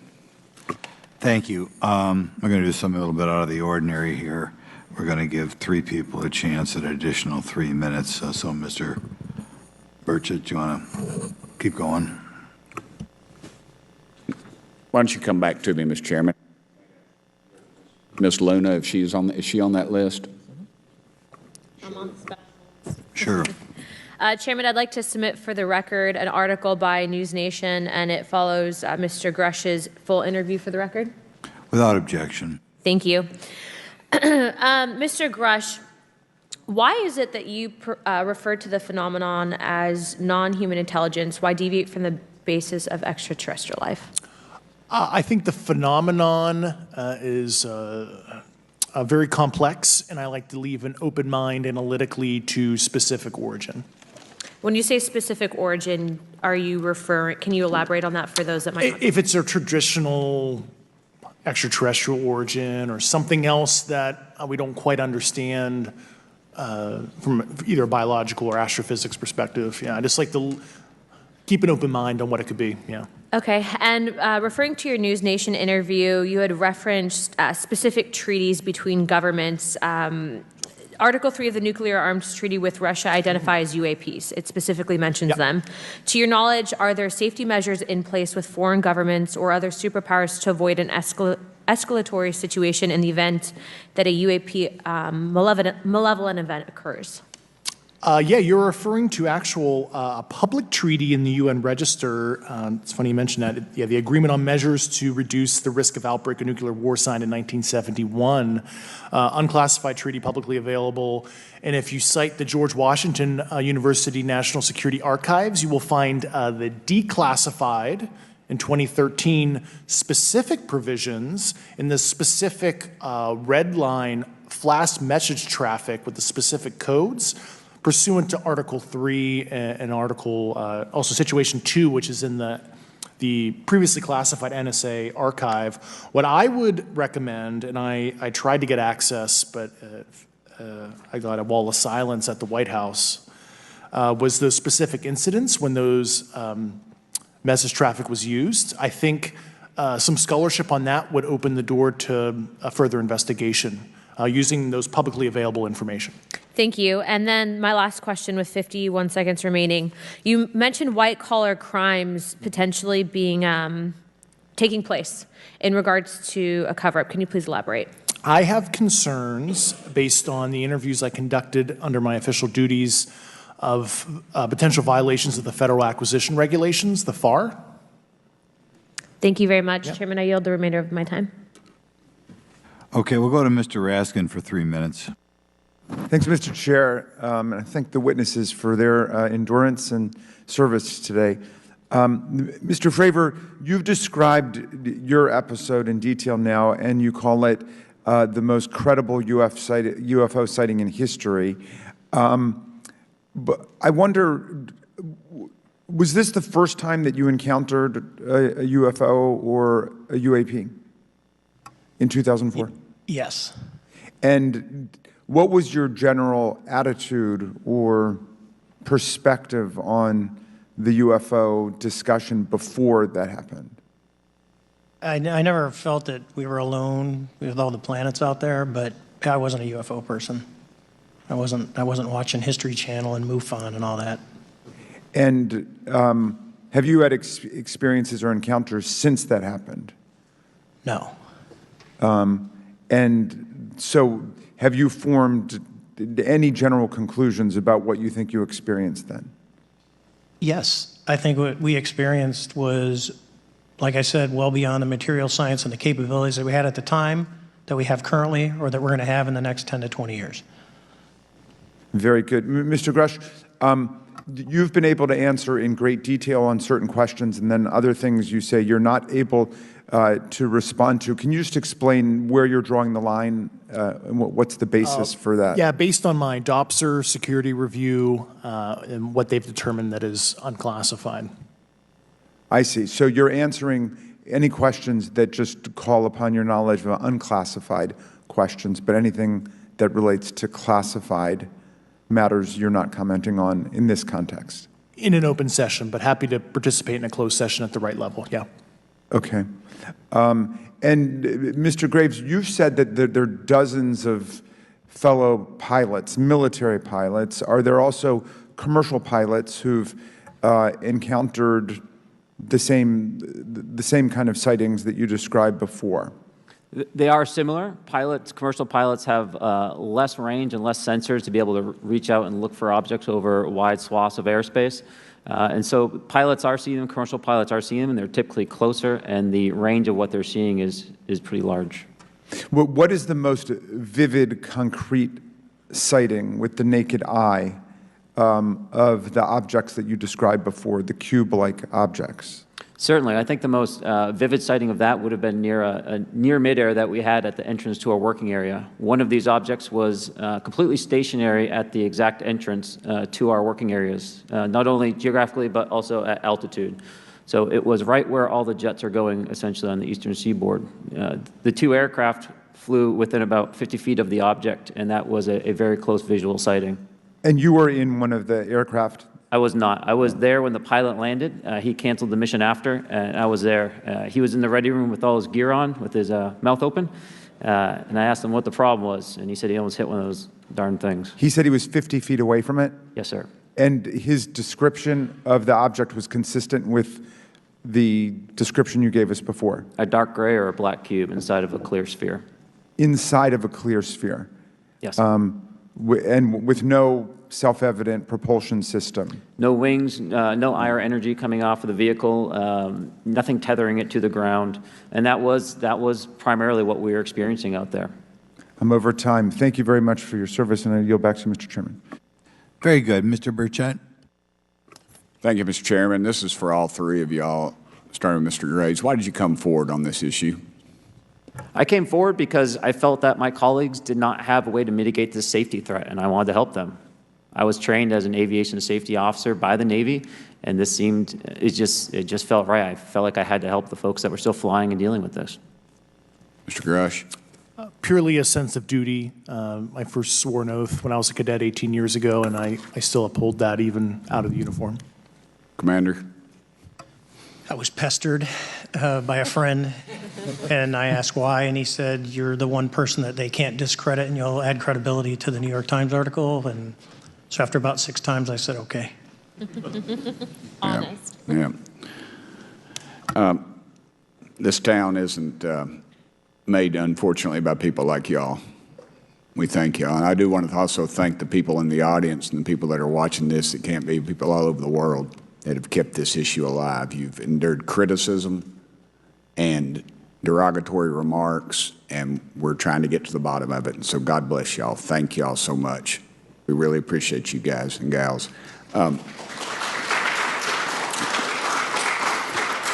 That's why we need term limits. Y'all keep clapping, us politicians just keep talking. So Let me ask y'all, how can the public contribute to UAP reporting, and what avenues you think are available to the public to report these sightings? Well, right now, I don't think there is a lot of public options for every man to be able to report on this. I think even for professionals that have sensor data that are seeing these on a regular basis, they're still hesitant to come forward. And so for the general public, I think encouraging the conversations that we're having today, looking for technology solutions that can be distributed so that objective data can be gathered is the first place to go. Mr. Grusch? I'll just touch on the whistleblower side of it. I do encourage, current and former military, intelligence community, and industry contractors to come forward in a legal way, either through the IC or DoD or whatever the cognizant IGs are, to lead, join me in this discussion. Commander, and I guess I should say this for the record. My daddy was United States Marine Corps, 1st Marine Division, so. Hoorah. Yes, sir. He was old school, him and Chesty Puller on Peleliu, so thank you, wow. brother. Wow. Yes, sir. I'm not anything like my daddy. He was incredible. I'm very mediocre, to say the least, but go ahead. You seem to be doing fine. Yeah. For me, I was an accident investigator, so the biggest thing that you learn, and I think that witnesses need to do is, one, don't try and make the fish bigger than it was. Stick to the facts. Write it down, and don't speculate what you think it is, because it will sway your decision. Just write the facts down. We can get all the facts together, and we can start to investigate and get a real honest story instead of it was this big. Thank you all, and I want to thank everybody. We made history today. Mr. Chairman, I yield. Thank you much, Mr. Garcia. Thank you. I know now we're going to be making some closing remarks, and so I just wanted to say a few things. First, to our witnesses, I want to thank all of you for being here with us today. I know that it takes a lot of courage. You're telling really important information to this committee, and I just want to thank you also for all three of you, your service to our country. I also want to just note that today's hearing was both important but also serious, and I want to thank our subcommittee chairman, Mr. Grothman, I think for running a very fair and substantive hearing. I do want to thank the committee staff on both sides for the amount of work that it took to put this hearing in place, and certainly to all the members that have been involved in this issue prior to the hearing. I also want to note for our witnesses and for the public that I'm a freshman member of Congress, and I've only been here for 7 months, but this is by far the most bipartisan conversation and discussion that I have seen happen in the Congress. And I think that a topic of this significance as it relates to our national security, as it relates to information that we're trying to gather for the American public, does bring people together, and I think that's been really great to see. I think it's also important to note for the public, today in our hearing, we had on our side also both our full ranking member, which is Mr. Raskin, and our vice ranking member, which is Ms. Ocasio-Cortez, both here at our hearing. I think it shows the importance and seriousness that our side of the aisle is taking to this important hearing, but also to the broader issue as it relates to working with our Republican counterparts on this committee. I want to additionally add that I think it's really important that we have and continue these discussions and these hearings. Clearly, there's a lot of information that we don't know, but it's also very clear that we have to continue our investigation and accountability on asking the right questions and ensuring that they're part of the public record. One thing that was important today is some folks might wonder, why are we asking questions that might already be out there or that have been asked before? It's important that they're asked and put into the public record as it relates to this committee. And so I want to thank you for, answering some questions multiple times. I know not just in maybe meetings you had with some members, but also here in the public. Let me also just add an additional note that it's important also that our friends in the media and those that are not just reporting on this hearing, but that have reported on this topic and that may in the future, the media has an important role in this process. And it's very important that the media engages, does independent investigation, and reports on not just what happened today, but what they see independently as what is happening around UAPs in the broader community. That is also an important public benefit that we have in trying to get the information and the facts as it relates to this. Let me also just say finally that as a teacher and an educator and a longtime teacher and researcher, that I also really believe in following facts, in doing your homework, and making sure that you follow science as we try to give as most information as possible. And so I want to thank you all for agreeing to do that today. Transparency is a cornerstone of government. We live in a vast galaxy, a lot of unanswered questions, and thank you all for being here today. Mr. Chairman. Thank you. I'd like to one more time thank Mr. Burchett and Ms. Luna for bringing this to our attention. It's a topic that has interested me since I was in school. It was a very illuminating hearing. Obviously, I think several of us are going to look forward to getting some answers in a more confidential setting. I assume some legislation will come out of this. Sure. I apologize, Mr. Chairman. I need to compliment the folks in my office that did a lot of the work on this. Rachel and Noah sitting behind me here. They're very quiet and humble, but if without them, this thing would not have come off like it did, so I apologize. Thank you. I think we're going to want to look into what we can do to make more of this information public. I think there's certainly a time period after which it should always be made public, and people have been concerned about these issues, like I said, since I was in high school. But in any event, I'd like to thank everybody who was here, sticking through the entire hearing. Without objection, the members will have 5 legislative days to submit materials and to submit additional written questions for the witnesses, which will be forwarded to the witnesses for their response. If there's no further business,